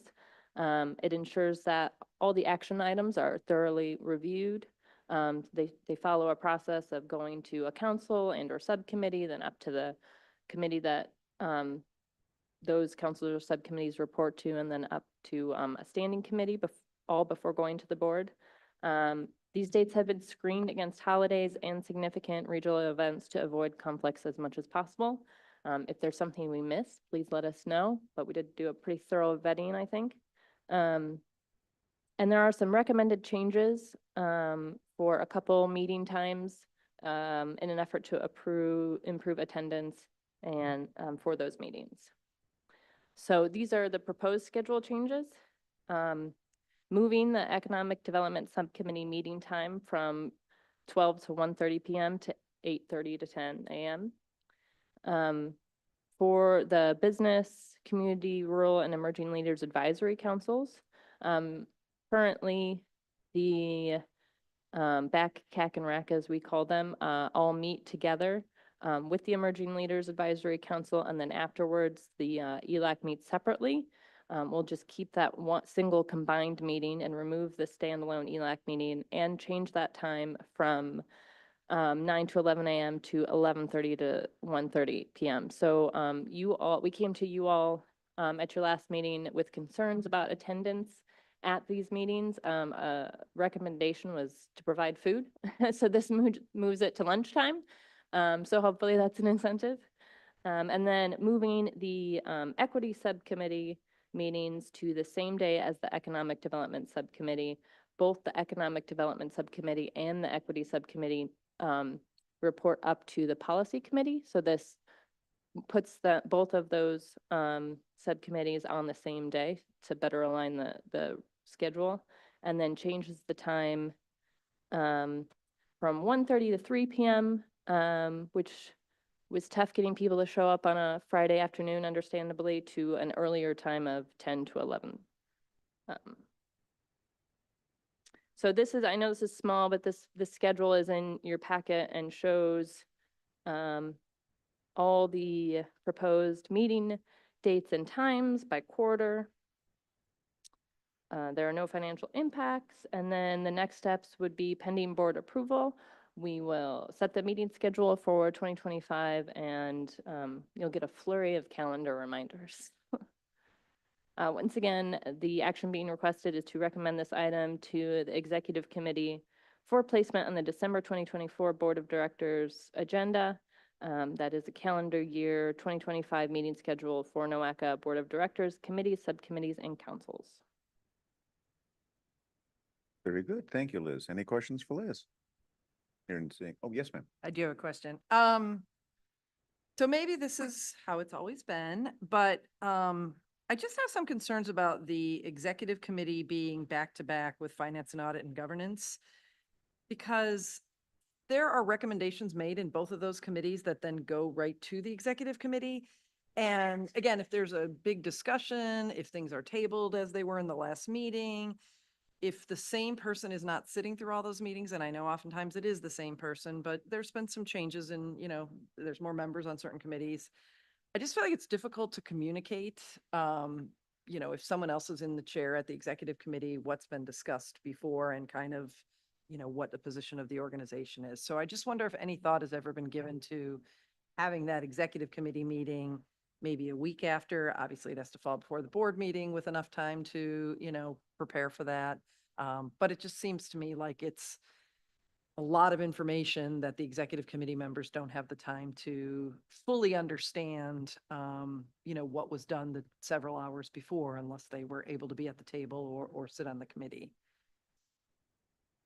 I can tell you that when these committees were established and the calendar was established, there was lots of thought put into this, and there were lots of different scenarios that were viewed because of the nature of the time periods. We were trying to get the board members not to have to come to NOACA more than once a month in order to keep with the original NOACA schedule. So that was, so to get 12 times a year, a board member would have to come before these committees were established. And so it would end up being that some members then would have to come more often.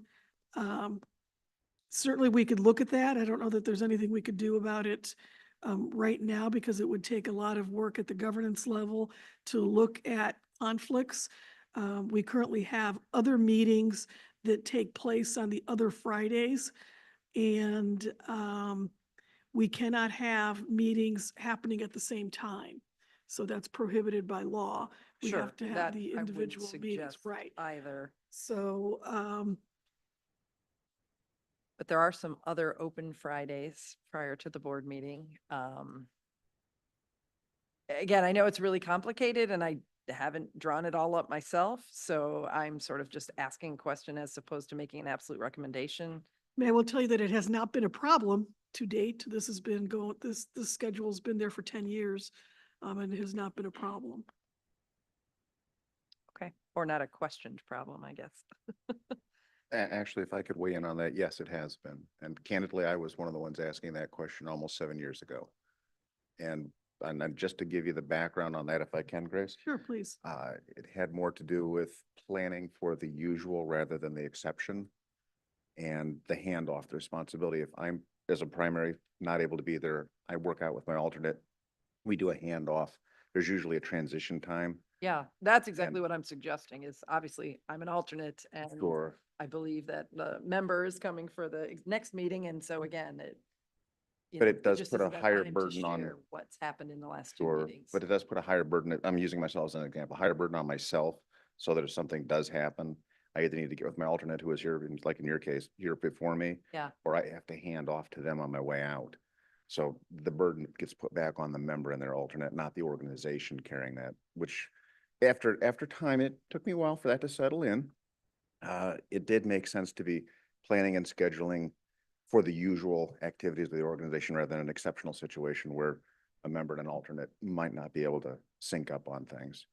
So that Grace, I think that was kind of the experience. And I remember then Commissioner Serino also went through the similar questioning process. He's now senator, so yay. Yeah, and the difficulty also lies in not just the meeting times and the schedule, but again, treating all of the committees the same.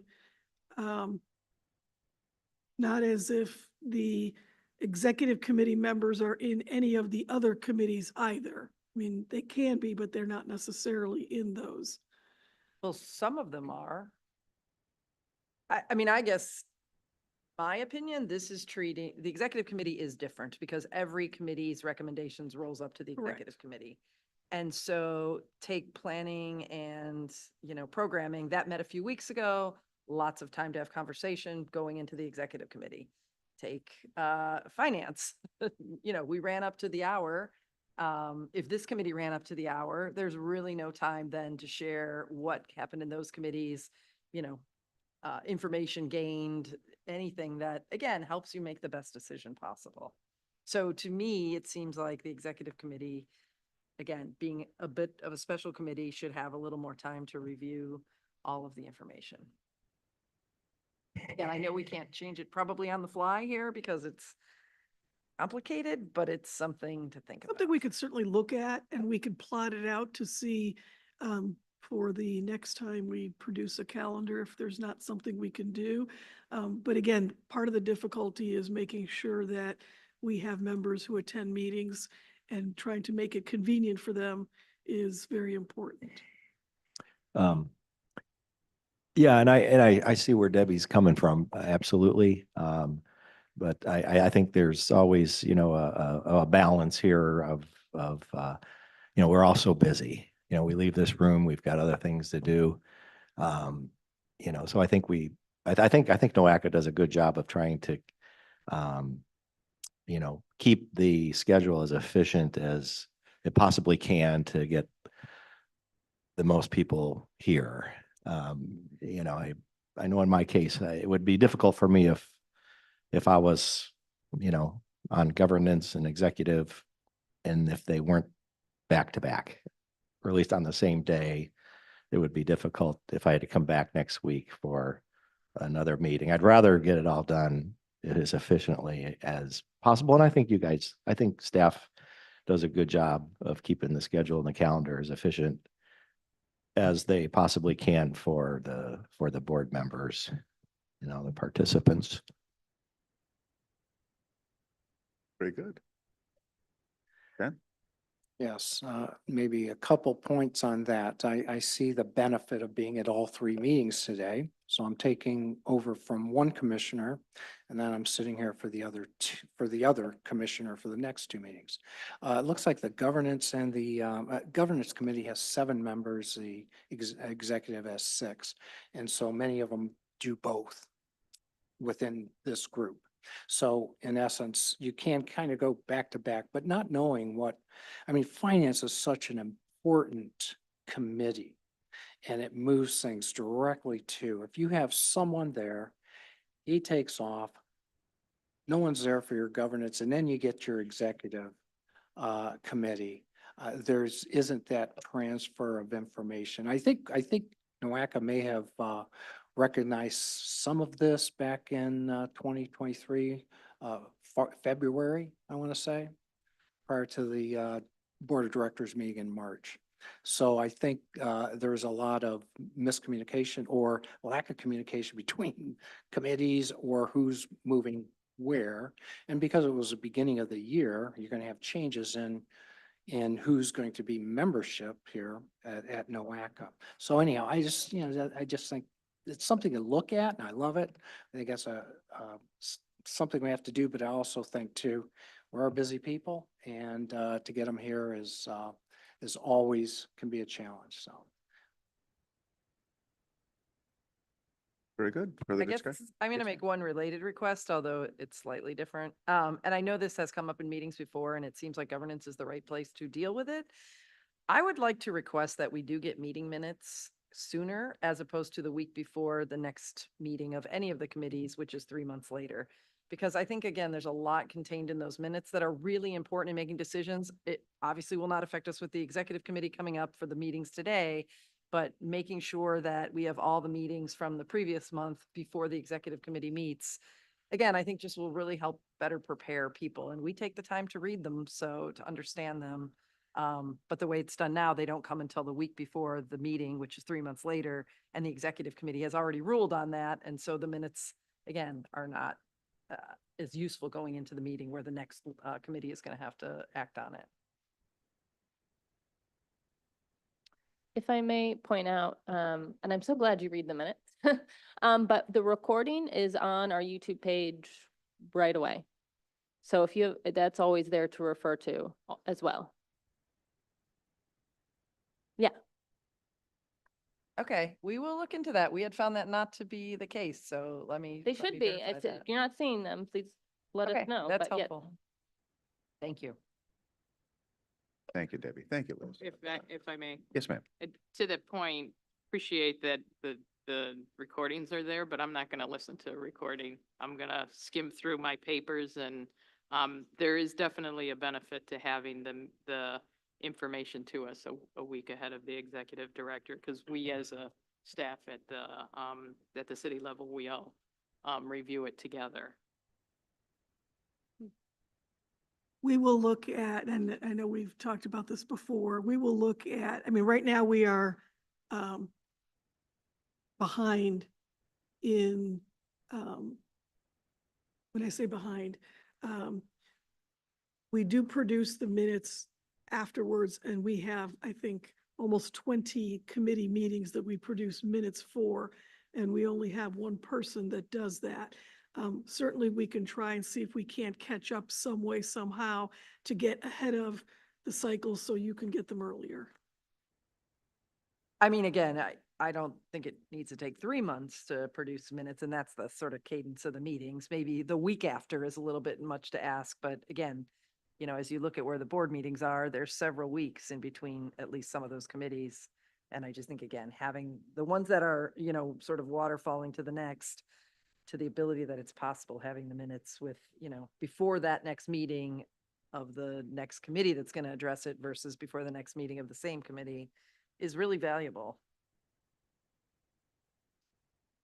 Heard. Very good. Further thoughts, discussions? Any more questions for Liz or Grace? Hearing and seeing none, may I have a motion to approve? Thank you. Second. Second, thank you. All those in favor? Opposed? Very good. The motion is approved. And let's see, presentations and discussion items. A, future actions, we have none, and information, we have none.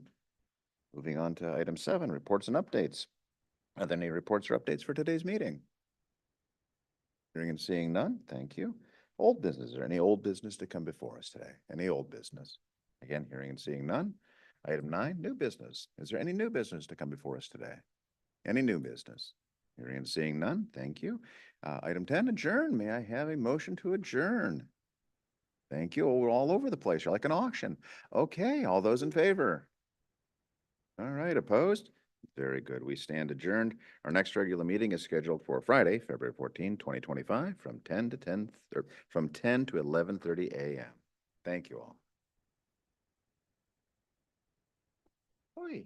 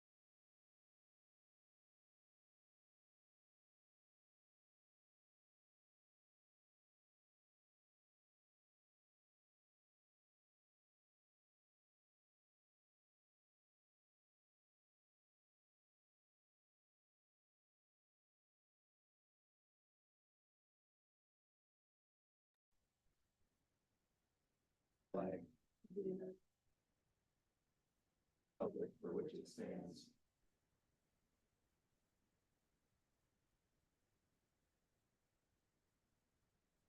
Okay, welcome everyone to our executive committee meeting for Friday, November the 8th.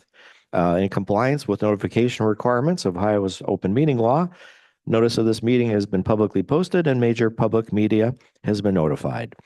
NOACA conducts its meetings according to Robert's Rules of Order. Actions during the meeting will be taken by voice vote. If any member feels the need to abstain from any vote due to a conflict of interest, he or she should state their intention to abstain when the matter is introduced by the chair for presentation for the record.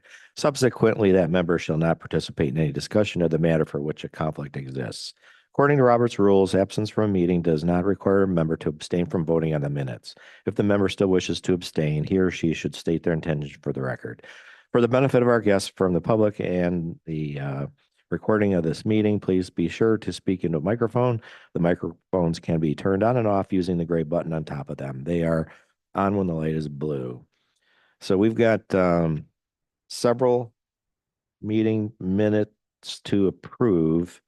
We've got the August 9th regular meeting.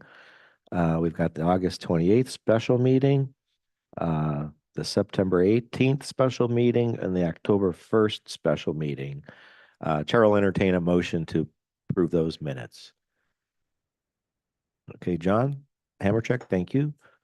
All right, Shane Hajar, thank you for the second. Any discussion on any of the 4 meeting minutes? Any discussion at all? All right, then all those in favor, please say aye. Aye. Anyone opposed? No. All right, then all the meeting minutes are approved.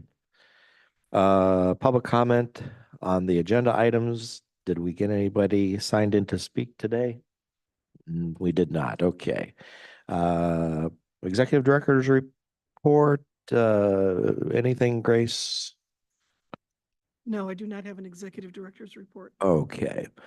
I would like to entertain a motion to amend the agenda order. I'd like to move up the executive session. Like to move it up and do that now. Can I have a motion to amend the agenda? Motion. Yep, so Shane, moved. thank you. Second. John Gall seconds. Any discussion on that? All right, that sounds good. All those in favor, please say aye. Aye. All right. So that passes. We're going to do the executive session now. Can I have a motion to go into executive session? Yes. I move we enter into executive session under revised code 121.22G1 to consider the continued employment of the CEO. Can I have a second, please? Second. Second, thank you, Debbie. Any discussion on that motion? No? All right, then all those in favor, please say aye.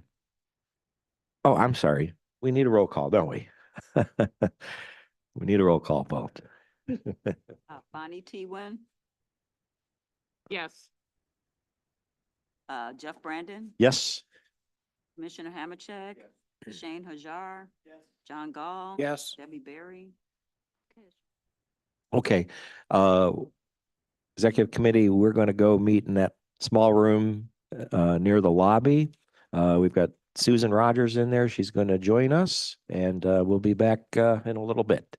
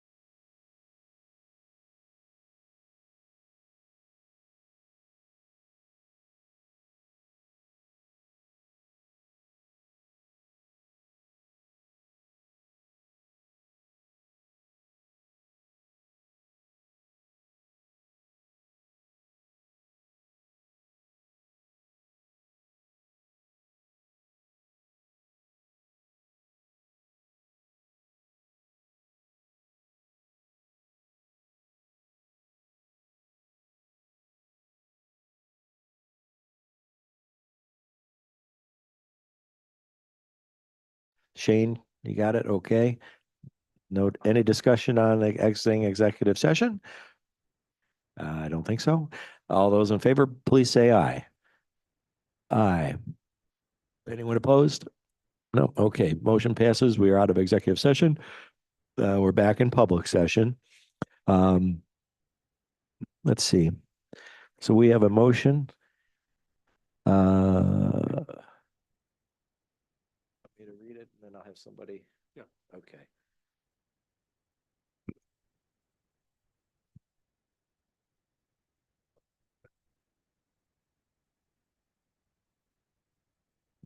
All right. So I'd like to have a board member make this motion. I'll read it for the committee to consider.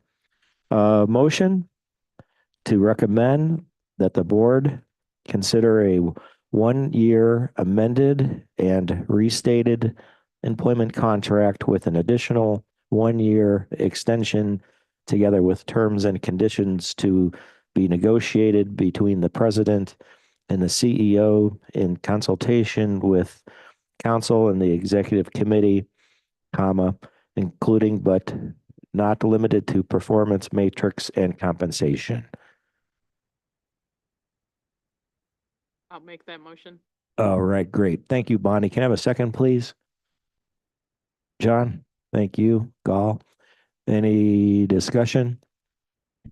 Sure. Yes, please. I do feel compelled to point out, as I've stated amongst us, but for the fact of the anonymous letter, our executive director would already be under contract.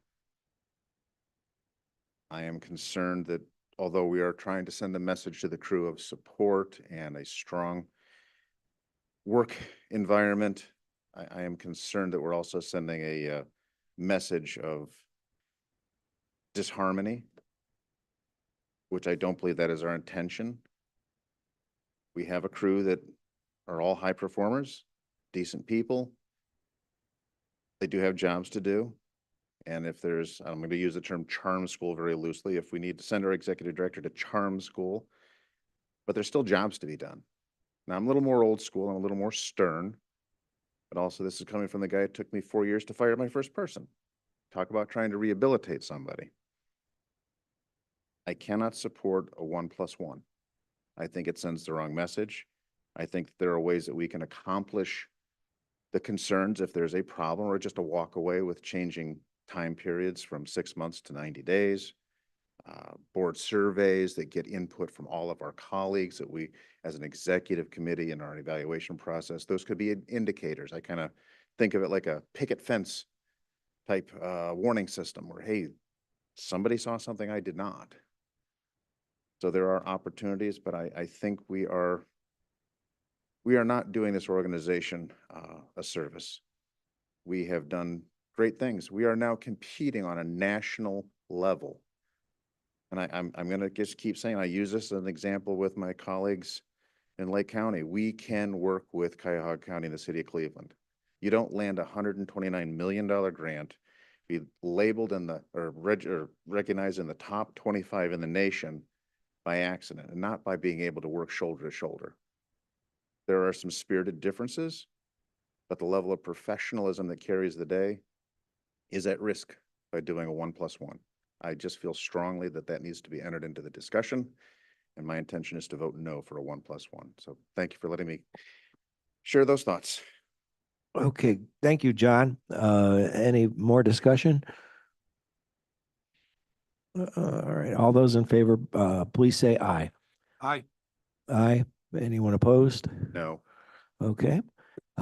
Motion passes. All right, thank you. All right, we're going to move on back on the agenda. We have some action items. We have first a memorandum of understanding, an MOU for metropolitan transportation planning process. And Ronnie Blackshear, you're going to present this one for us?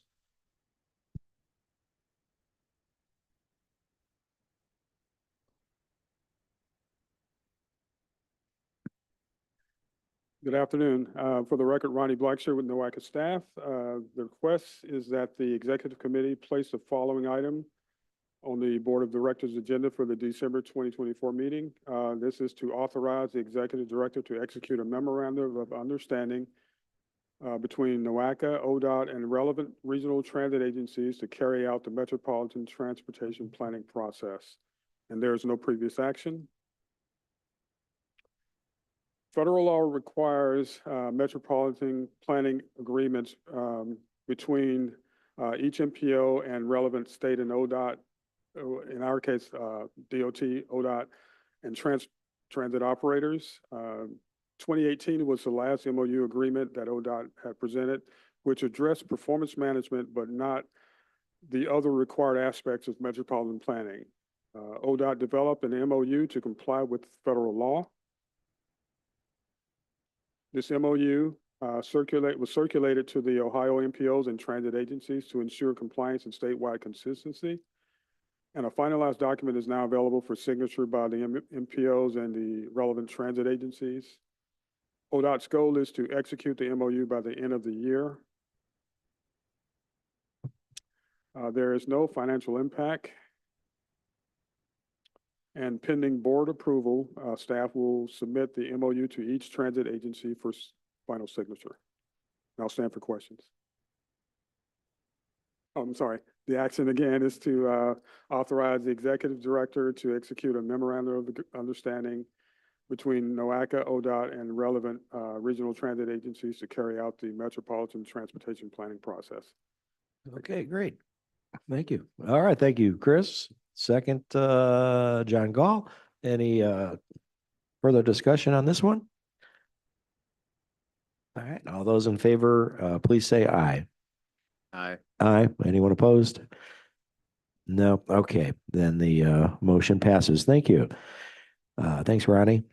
Up next, we'll consider the regional strategy for coordinating funding opportunities update. Second quarter state fiscal year 2025. Allison, you're going to take this one for us? Thank you. Yes. Can you hear me now? Yes. Okay, great. Thank you. For those of you that don't know me, I'm Allison Ball. I'm the new grants coordinator here at NOACA. So, and today, we are requesting that the executive committee place the following item on the board of directors agenda for December 2024, which is the regional strategy for coordinating funding opportunities for the updates for second quarter state fiscal year 2025. There has been no previous action. The board adopted the guidance for updating NOACA's strategy for coordinating funding back in September of 2023. And this update or guidance provides a structure yet flexible process for the proposed updates and ensures equitable practices in implementing and updating the strategy. So to do that, we review the strategy annually, and communities may propose and any updates for consideration by submitting a form that you can find on the NOACA website. And if an update is necessary between quarterly updates, NOACA will implement consistent with the resolution 2023-018. So this quarter, I have two different types of updates for you. And the first one is a quarterly updates to the regional strategy programs. So what we're finding is some of the notice of funding opportunities are changing some of the scheduling of the program. So this quarter, Reconnecting Communities pilot program, the NOFO accepted applications for federal fiscal year 24, 25, and 26. And all of those applications were due at the end of September. The Protect application notice of funding just went out, and they are now combining federal fiscal year 24 and 25, and those applications will be due in February of 25. So, and the updates to the projects on the strategy, we have one minor name change, and that is for, we added a clarification for the Lake Erie Connect Lakefront Trail Regional TLCI, as there was an application submitted for I-90 and neighborhood access. So that's a bigger program there, and we just wanted to clarify what that application was for. And then Lorraine submitted an addition for bridging access workforce transportation solutions from Lorraine and Elyria to the Mega Site Job Center. And that was for the Reconnecting Communities program for federal year 2026. So those are the two changes to the strategy. In your packets, the strategy is included. I believe it starts on page 35. And there's two versions. A marked up version indicates updates in blue, purple, green, and red. And then the final version is unmarked. The next steps going forward is continuing collaboration with partner communities and organizations to ensure project applications are submitted. And the strategy is included in our new or updated funding resources webpage on the NOACA website. And then we are looking to hold a strategy workshop on January 15th, 2025. This would be hybrid, in person, or online, to summarize the first 2 years of the strategy and then update the strategy going forward for 25 and 26. So again, we are requesting that the executive committee place the following item on the board of directors agenda for, that should say December 2024. And that would be the regional strategy for coordinating funding opportunities, second quarter state fiscal year 2025. Yeah, very good. Thank you, Allison. All right, can I have a motion to approve? So moved. All right. Thank you, Chris. Can I have a second, please? Thank you, John. Any discussion? Sure. Please. So if I can reference attachment 1, page, sorry, my eyes aren't what they used to be, page 38, item number 41, referencing State Route 44 and the lane road widening. I see they've been stricken. I'm going to have to explain this when I get back to Lake County. So could somebody tell me where those projects are going to be funded and when? Because I know that was one of the points of contention from Engineer Jim Gills, and also the city of Painesville was asking a lot of questions of why and when. Now, in good faith and trust, I believe that this is going to get done, but I would like to be able to go home with answers to this and why I should approve this. Could somebody please help me out with that? Yes, I'm going to turn it over to Leah Telpak. Thank you, ma'am. Hi, yeah, thank you. Allison's just taking over this, so she's not as familiar with the 2023 that we went through together. Those have been stricken because we either could not get a hold of anybody in the county, or they're not ready, or they're not appropriate for that funding program. Nobody's tried to reach out to me. I've been president of this board twice. I'm easily gotten a hold of. Our county engineer has been in meetings, of which I've personally been in with members of this board and members of this staff and Grace Galucci. So I'm really not quite sure what that means. So can I have, rather than theoreticals, not, forgive me for being so stern on this, but I need definites. I don't need somebody wasn't available or. Can you give me an absolute why were these stricken? Again, I have to go back to Lake County and explain why these 2 key projects were stricken. Sure. I apologize. I don't specifically remember because that was in 2023. You do remember? So yes, I do remember. In updating the strategy, so because 2023, all the funding is not available, so those weren't stricken in 2023. They have been updated to reflect that 2023 funding is no longer available. So those projects did not receive funding. So again, I'm referring to just this attachment. And again, forgive me because I'm asking the kind of questions that I'm going to get hit with, okay? Yes. So following line 41 across, I see regional airport access improvements with an asterisk, Denison Harvard Bridge, and then parentheses, SFN 1832344, close parenthesis with an asterisk. Did funding go to those projects? Because again, these are the kind of questions I'm going to be hit with.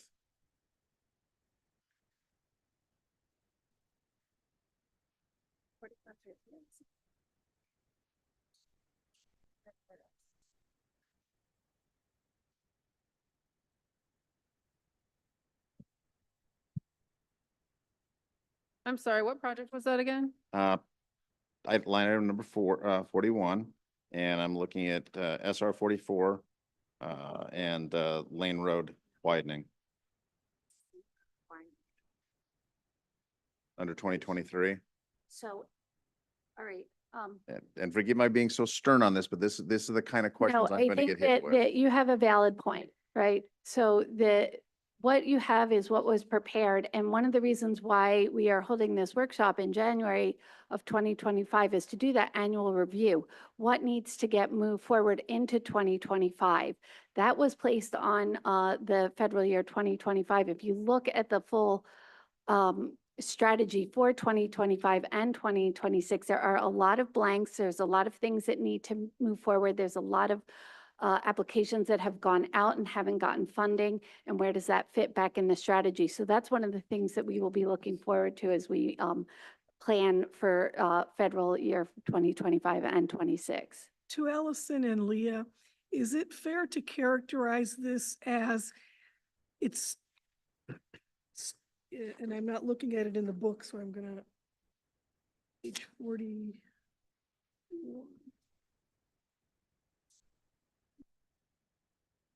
So it's stricken in 2023.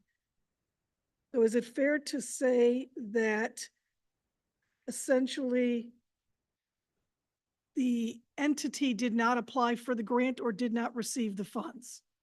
Yes. And so that there still is opportunity in the upcoming grant cycles to apply for funding?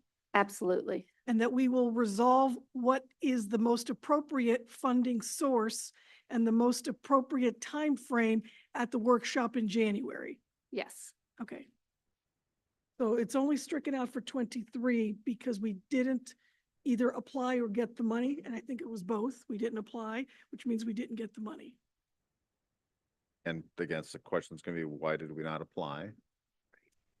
And the reason for that would be, So NOACA wouldn't apply. That actually would come from the entity. And again, I don't want to. at this point, a little speculation, right? I'll live with that a bit. It's not ready. Did this have anything to do with trying to do the traffic studies? I know there were some traffic studies. NOACA was very generous. Painesville's a little strained, their level of capacity, and that's a challenge. But I do believe NOACA was helping with that. Is that some of what was going on? I'm just trying to get something in my head so that I can give some guidance to. I can't speak directly to that, but I can say that with respect to the interchange at State Route 44 and the Jackson Street realignment, the schedules for well, first of all, neither one of those projects is actually programmed in Ellis, for one thing. The other thing is the horizon for that is at the very least 2028. So I suspect that as we deal with things that are in a position to be able to be awarded, in the year that the NOFO is announced, that would suggest that perhaps it's not necessarily not at all, but at least not now. So if I'm hearing you correctly, there needs to be increased participation at a minimum on the part of the Lake County Engineer's Office. And the Lake County Engineer and Painesville, perhaps City of Painesville Painesville. Township, and also maybe Mentor. And thank you, because you knew exactly where I was going. That's what I needed to be able to take home. Commissioner, another aspect of this is that this IIJA strategy only represents federal funding, does not represent state funding. No. And one of the strategies that we have discussed with Painesville is the TRACK program, which is a state program, and that would have significant funding options. And we have committed to working with them on that application. And maybe what we can do to make this a little bit more comprehensive is perhaps we can think about the track and adding the track as a section into this report. So that way that's in here and you can be a little bit more thorough in how a project is or is not included in here. We could maybe have a section for noting these these these other alternative funds. But I think what NOACA can make a commitment is that we understand this is a regionally significant project. We understand it's important, and we will be working very hard to ensure that there is some funding options that we work towards, that we apply for. Thank you. And I appreciate the, and I'm gonna be blunt, the quick response. You guys thought it through. I give you high praise for that. You've demonstrated a path going forward. So the question then, again, this is what I'm gonna get hit with. Did dollars for those projects then go to the regional airport access improvements and the Denison Harvard Bridge project? Is that where those dollars wound up going? Is that what I'm seeing? I would have to say no. Oh, and that's good. That's good. Because again, that's the kind of question but it's just that's the way that the chart flows and there's a timing because they're different years. And again, there's a lot of nuances and complexities, and clearly we don't use There is, plain yes. English. There's a lot of government speak that we have to live with. I hate to be that blunt, but sometimes just saying it plain. Okay. All right. So there's nothing nefarious. This is, you've told me what I need and be able to support this. So thank you for that. Thank you. I appreciate your letting me be so blunt. So thank Anytime. you. Yeah, very good. Thanks, Commissioner. Just a question, it's loosely related to Commissioner Hammercheck's point, but just for our edification to Grace and everybody is when projects are, for lack of a better word, sort of X'd out versus kept on, is the most prevailing reason project readiness? It is. Okay, I mean, that just And then the helps. second most prevailing reason is that once the requirements or the criteria came out for those specific grants, they no longer really match with that particular project. Okay, gotcha. Because every county has projects like that, they come and go. Okay, thanks. Very good. All right. Any further discussion on this motion? All right, then all those in favor, please say aye. Aye. Aye. Aye. Anyone opposed? No. Okay. The motion passes. All right, thank you. Moving on regarding the Board of Directors, December the 13th, 2024 meeting agenda. Grace will cover the recommended action items which have been vetted by other committees for placement on the Board of Directors meeting for December the 13th of 2024. The meeting agenda is a group, and we will take a single action on them unless a motion is made to separate and act individually on one or more of the items. So Grace, I guess I'll turn it over to you here. Yep, thank you very much. I know we're short on time, so I will be as efficient as I possibly can in going through these agenda items. The first one is from the External Affairs Committee, and it is the calendar year 2025 legislative agenda. Legislative agenda represents a consensus-driven principles intended to guide policy analysis and advocacy related to NOACA's work. We update this every year. We usually get input from the External Advisory Councils and the External Affairs Committee, which we did this year as well as in prior years.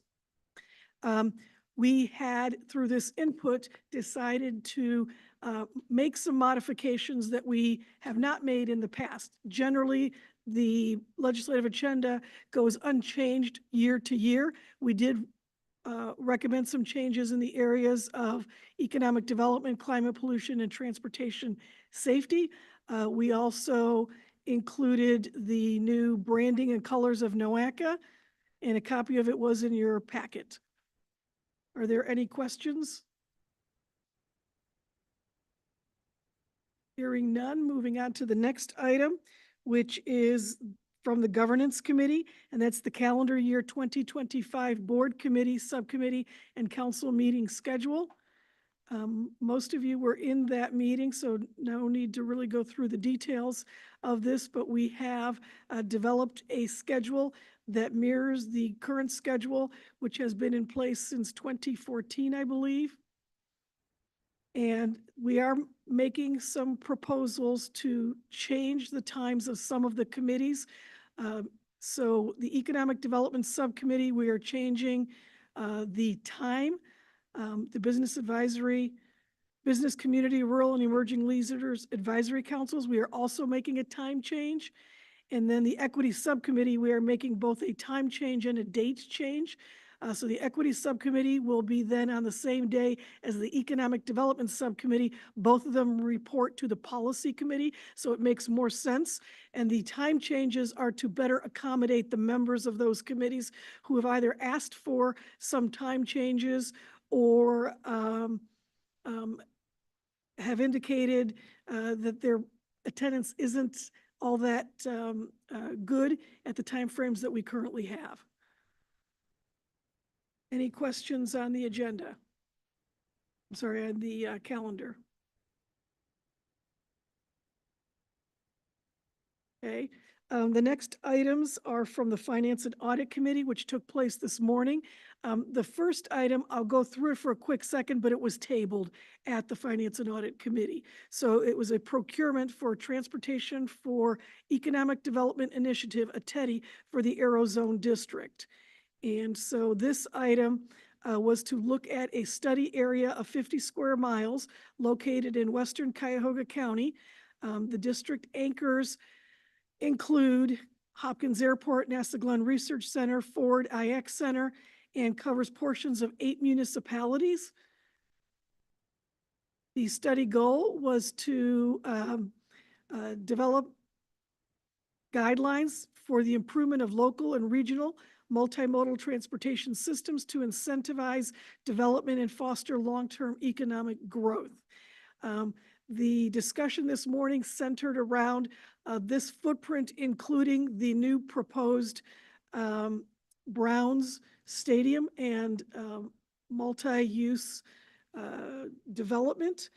And so the point was that perhaps we should wait until the next meeting, and in the meantime, see if we can get more information, both from the consultants on how they would handle the Browns facility, and also see if we could get more information from the city of Brook Park and or the Browns, so we understand a little bit better the impact of that development on the Aerozone district.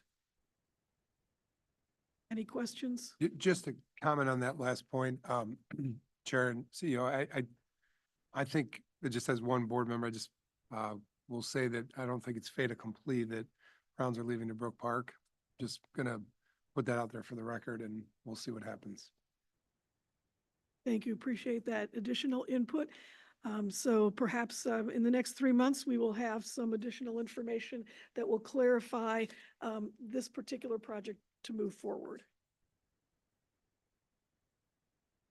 Next item is the state fiscal year 2026 to 2029 TIP projects recommended for NOACA funding. This was just the financial plan.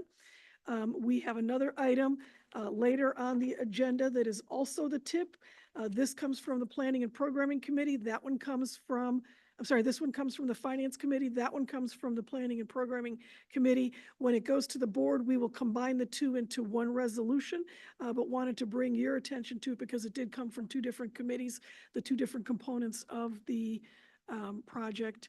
So the TIP is something that we approve every other year, and it is a 4-year plan. Currently, we've are drafting the 2026 to 2029 program, and it includes the 24 to 27 TIP projects programmed with STBG, TA, CRP, and CMAQ funding.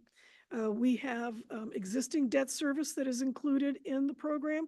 We also have planned debt service for 3 projects in Cuyahoga County, Hilliard Road and Lee Road in Cleveland, and Lee Road in Shaker Heights. We have some TLCIs in the program, as well as new projects. Oops. The financial assumptions have us as a growth of 2% per year based on the Bipartisan Infrastructure Law, which we also call the IIJA. There's also an additional 10% of funding estimated to be available annually based on historic averages of increased funding due to positive true-up, which is the reconciliation ODOT does based on federal appropriations, release of prior year encumbrance balances, and bids awarded under estimate. .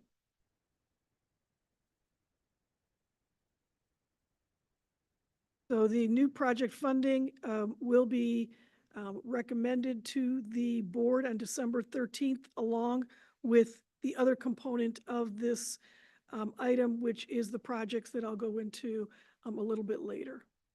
Any questions on the financial component? Just since it's referenced in that context, the Lee Road project, is it essentially one project in two communities?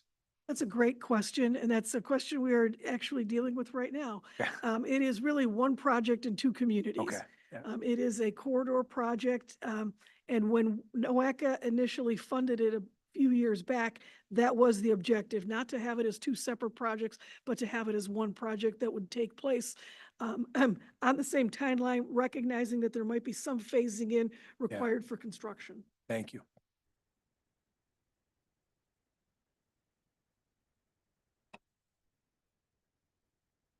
Thank you for supporting my particular position on that project.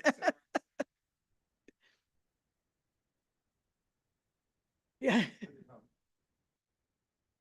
So we actually have a meeting next week, next Thursday, with all the parties included, Shaker Heights, Cleveland, NOACA, and the county to best structure the it's great, yeah. So then the next three items are regarding the Brownfield Steering Committee.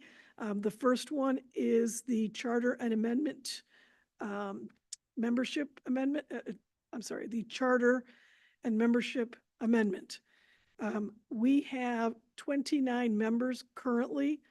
26 of them are voting. They are from 12 counties within Northeast Ohio, covering Cleveland, Akron, Canton, and Youngstown. They meet quarterly to review applications and make recommendations. A quorum has currently been 14, or a majority of the voting members. Because we've had difficulty having quorum and then have to reschedule or schedule special meetings, the steering committee determined that a change in the quorum for members to 1/3 or 9 members would allow business to move forward. And certainly the objective would still be to try and get more people there. But if they did not get there, we could still conduct business. Any questions, Grace, may I comment on that? please? So finally, usually, Chris, when I'm backing you up on things, you're not in the room. So doggone, I'm glad you're here. I was one of the vocal people on this. I grow tired of hearing people complaining that Cuyahoga County and the city of Cleveland dominate at NOACA and the other committees. My concern is when you have members who cannot take the time to get alternates to show up or themselves, do not fault those who show up. And that was one of the reasons I pushed as hard as I did to get this adjusted so that we could actually do the work of the people. And I will tell you, I have sat through these meetings. These are professionals. These are people who are making decisions based on what's good. And I'm going to say for our region, but where it's really going to be impactful. And they should not be penalized because others are, for whatever reason, just not showing up. I can't put it any simpler than that. So the people who do show up should not be punished. And we've even talked about having one-time alternates and doing extraordinary things. We still can't get people to show up. I think we were 4 meetings behind in our meeting minutes. It was pretty tough, but we got it. And that's why we recommended this. I wanted to get that out there and just say, it's kind of like voting. I think I'm going to use this. Don't complain about how the results are if you didn't vote. So thank you. I appreciate you letting me get that into the discussion. Thank you much, Commissioner. I I agree, that part where, yes, it does take quite a group of people to overdo the Cleveland Cuyahoga numbers, and that's why we added extra counties to this board to the Brownfield. So now we have 12 counties. With that though, yeah, having it go to this smaller quorum, the work is going to get done.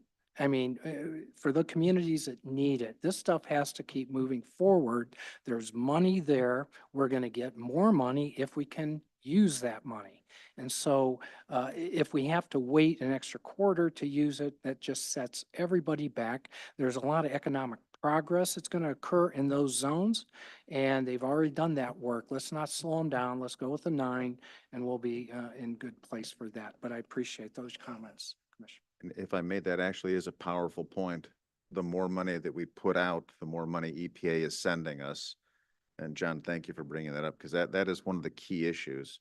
And they are actually rewarding our being efficient, effective, and engaging. Our last conversations, there were 2 projects competing and they were both meritorious in their own ways. So it's a good problem to have, and we're demonstrating we are being good stewards of the people's money. We just got to get enough people in the room to make those decisions. So again, thank you. And John, thank you for bringing that point up.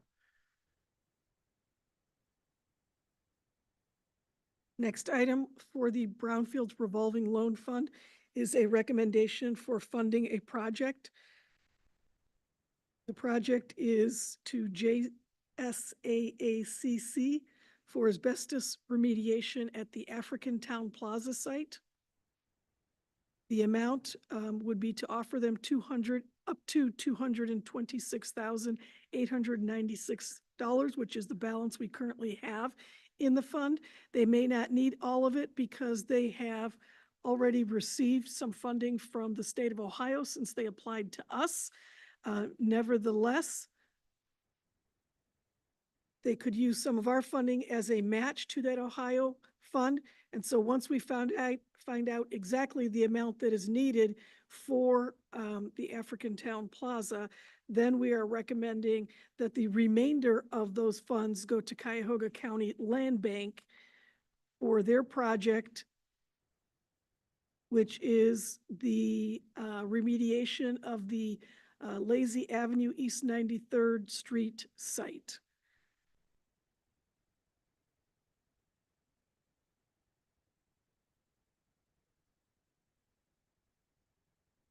Help. Is that a building, the Lazy Avenue, East 93rd Street site? Is it a building or, oh no? Man. That used to be an aluminum foundry, Mm. and they did a lot of work for Alcoa, I think. Oh. Alcoa, just down the road, so. We're, I don't know what it is. It could be I mean, let me play around with the batteries. No, it's something else.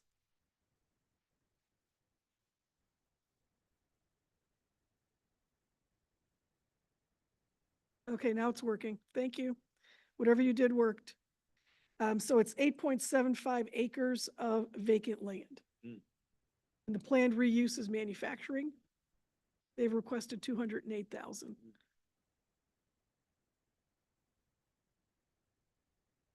So any question on either of those two? Moving along.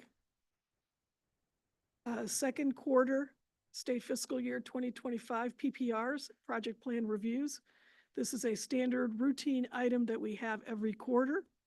The items for this quarter include projects from Cuyahoga County Department of Public Works, which is essentially the $7 million grant that they received for neighborhood access and from the Neighborhood Access and Equity Program for the Veterans Memorial Bridge Connector in Cleveland.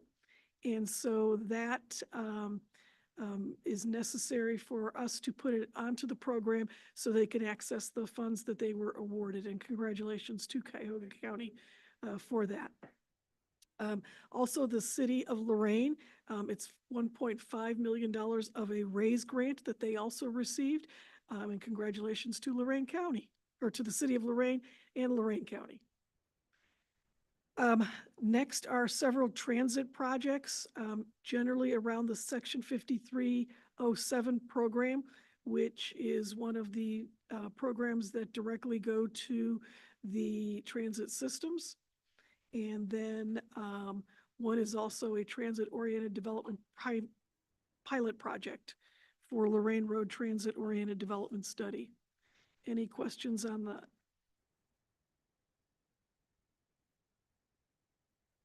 Next is the second quarter plan and tip amendments.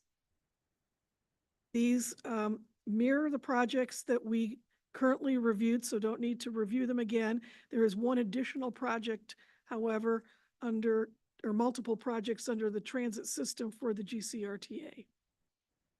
And these are to add additional funding of their own funding.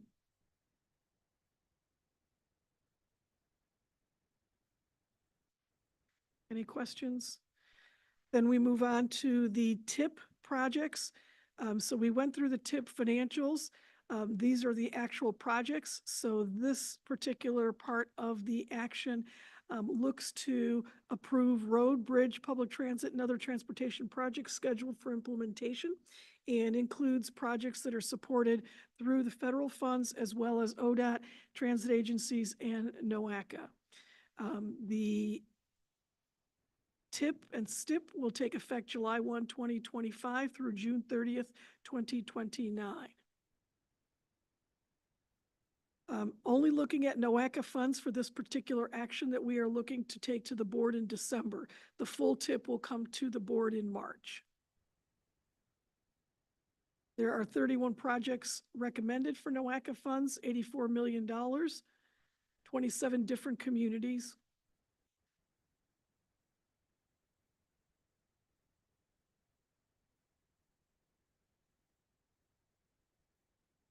And it is fair to bring up the negative balances are because we are over programming the projects, meaning that we understand that not all projects happen on the schedule they are intended to happen, and so that we don't lose funding and that we continue to move forward in a positive way, we over program the projects. Worst case scenario, if they all went at the same time, then we would have to decide to move some out to the end.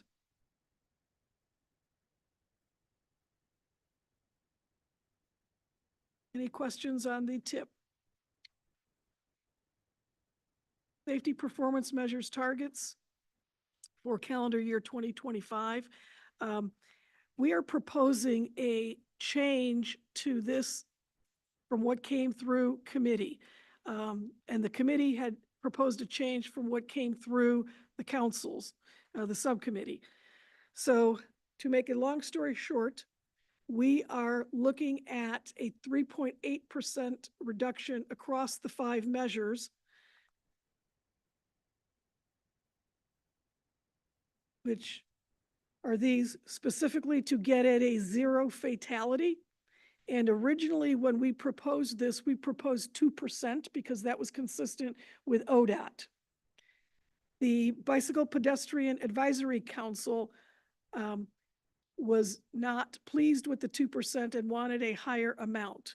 When we took the item to the Transportation Subcommittee, the Transportation Subcommittee felt that although it would be a positive show to take it higher than 2%, to be consistent with ODOT, they kept it at 2%. When it arrived to the Planning and, or the Policy Committee? The Policy or Planning and Programming, Ally? Planning and Programming Committee, it was changed to 3%. So the committee thought that there was merit to increasing the amount so that fatalities could fall at a higher rate to get to the 0%. And we had some calculations done.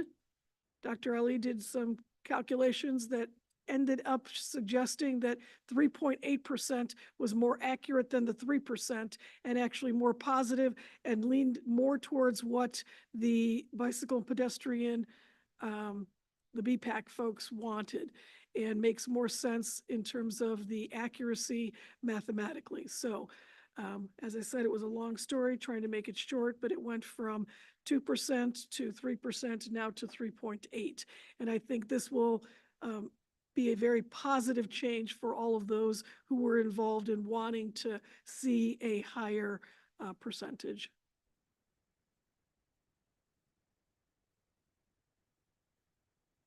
Any questions? Yes. I just want to make a comment that I think, thank you for raising it. I think we see this somewhat as aspirational. And so, you know, showing that this is a serious concern that we want to make sure we're targeting funds towards and trying to get towards a higher goal is very positive. So happy to see that the number has gone up even further. Great. Grace? Yes. on the number of fatalities, are certain categories removed from that, like drunken driving or substance abuse or things that are not preventable by engineering means, versus preventable fatalities? They are not, and so that is a valid point that in order to get to zero fatalities, you have to get through not just the infrastructure changes that would be necessary, but behavior changes in human beings. And part of what we have in the long-range plan is that you cannot achieve zero fatalities until 2050, because by that time we had hoped to have more computerized autonomous vehicles that hopefully. It won't be zero. Right, but that hopefully would be able to bring us to that zero fatalities number. And again, I come from an engineering background, so the reality is that a deer is going to jump out in front of a vehicle, whether it's autonomous or human driven. People are going to do what they're going to do, and it's from my perspective, it's the preventable fatalities that we focus on as opposed to the unpreventable. And I just don't want to set a metric that is never attainable because it includes things that will always happen, and then we fail to meet our metric. And then that looks bad that we didn't accomplish the goal, but we were counting things that we can't design through or engineer through. And, so making it realistic that zero fatality, zero preventable fatality are two different things. Thank That's you. actually a great point. And the 3.8 is only for 1 year, so we certainly can revisit it in the following year. And to the point of different kinds of fatalities, we could on our own, not necessarily for the federal reporting, look at those kinds of things so we can better explain why we're achieving or not achieving the number. And with that too, achievable goals is always a very good thing, because then as you achieve them, it prompts you to achieve more. And we're seeing in Lorraine County, the Safe Streets initiatives and things happening with Lorraine County Public Health, and how they're really pushing and moving with the community, better involvement with, with planning and other items in their own communities. So I just think those are things that go hand in hand with this additional bump, I would say. But I'd love to see it happen. Again, I'm a realistic person also, but whatever we can do to increase that safety through behaviors, through engineering, we're going to have, let's keep doing that. Next, we have the Coordinated Public Transit Human Services Transportation Plan Update. Current plan was adopted in 2019. We need to update it every 5 years, so this is the time frame for us to do so. This is a requirement for our 5310 funding program. We did hire a consultant, RLS and Associates, who has extensive experience with this type of work, and they subcontracted with Texas Transportation Institute, which is a very highly respected transportation think tank. We currently have that contract and expect it to be completed by December, and we will bring to the board the plan, and we need to have it approved in December in order to meet the timeline. We presented to the policy committee the aspects of it that were important for having us build that plan through the end of the year. Any questions? Cuyahoga County 5-year facility planning area boundary change. Oops.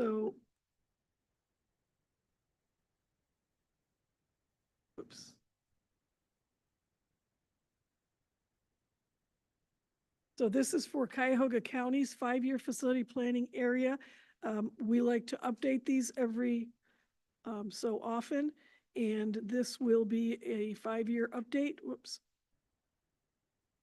It reflects the current sewer service and sewer availability, streamline the need for future individual FPA modification requests, allow primary and secondary DMAs to provide feedback, and it will enhance integration and broaden application of the geographic information system in the 5-year update process. Any questions?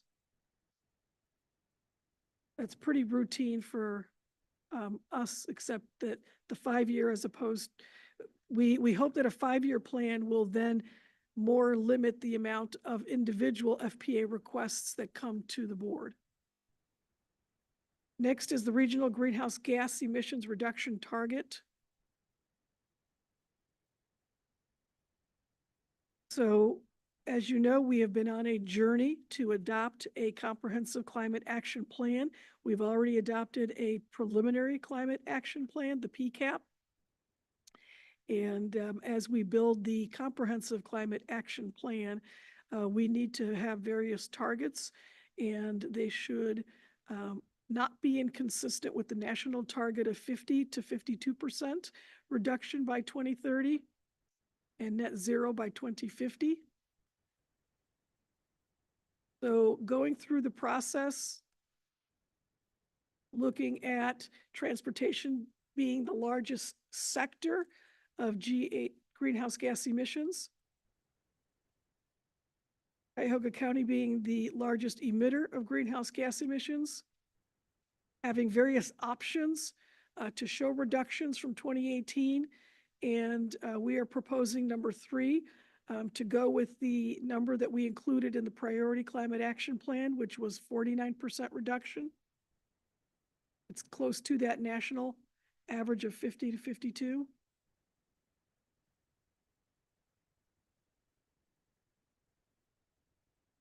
Questions?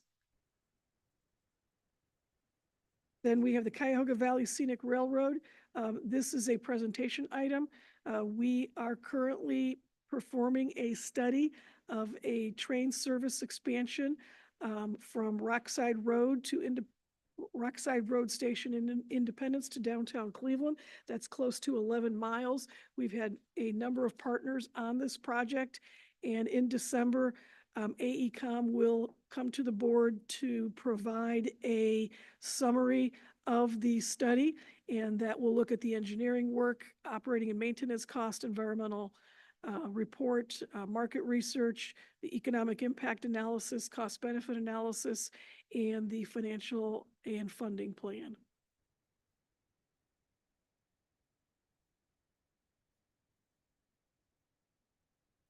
Also a presentation item, the internal strategic plan and board of directors engagement and communications survey.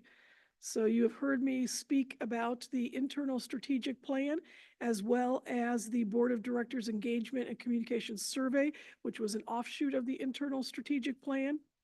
We will bring to you, the internal strategic plan is complete. The board of directors engagement survey is not, but by December it will be. So we will bring to you the work that we have done, and particularly showcasing our internal strategic plan that was developed by staff in an effort to improve the way we all work together as a team.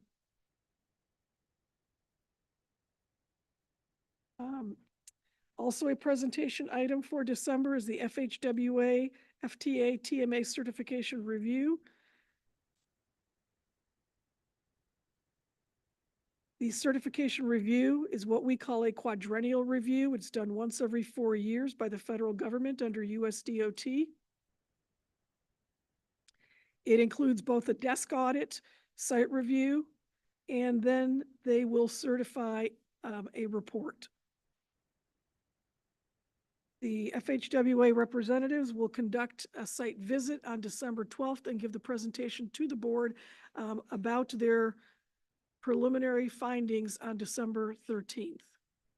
The certification is due by March 12th, 2025. So I think you need to approve all of those because those are for the December board meeting. Sure. Okay. All right. Well, it'll be a busy board meeting in December. All right. So can I have a motion to approve the action items and presentation items to the board of directors December 13th, 2024 meeting agenda. So move, sir. Thank you, John. Second. Thank you, John Call. Any discussion on that? Yes, item N, I'm going to be a no. I was on the policy and I voted no on that, so I'll continue that no vote for that. Yeah, very good. Thank you, John. Any other discussion on that? If not, then all those in favor, please say aye. Aye. Anyone opposed? Yes, we have one Other than. N. opposing vote. Okay. And all those, oh, then, So then we go into. oh, motion passes. January Board Board of Directors agenda items.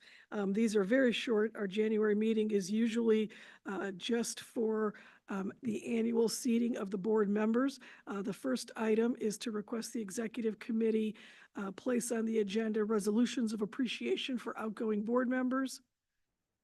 Next, we go to the election of the calendar year 2025 NOACA Board of Directors officers.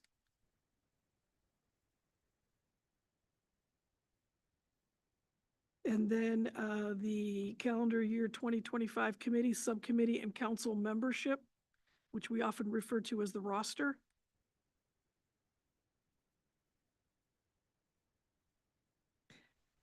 ODAT has requested that we present or save them a spot on the agenda so they can present their Access Ohio 2050 plan, which is their update of the long-range plan.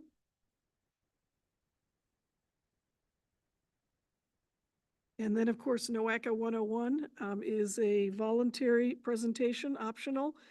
We have talked about making it mandatory, so we will hold it at the board meeting date. And then certainly if there's a request for additional presentation at another date, we will do that as well. So that is it for January.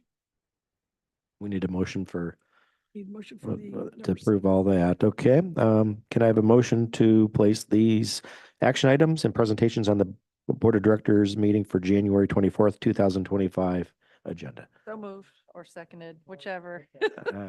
Debbie, we'll give it to Debbie first, John second. Any further discussion on that? All right, all those in favor, please say aye. Aye. Anyone opposed? No. Okay, then that motion passes. Is that January 24th meeting? Is that also the orientation or the what do we call that? The organizational meeting? It is. It's the same thing. It's the same thing. Okay. Okay. Yes, it is the organizational meeting. All right. Okay. Let's see here.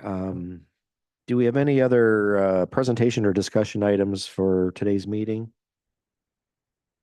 I don't think we do. Do we have any other reports or updates for today's meeting? Nope. Okay. Any old business at all? Okay. Any new business? How about a motion to adjourn? So move, sir. John? All right. Can I have a second, please? Second, Debbie. All right. Discussion on adjourning.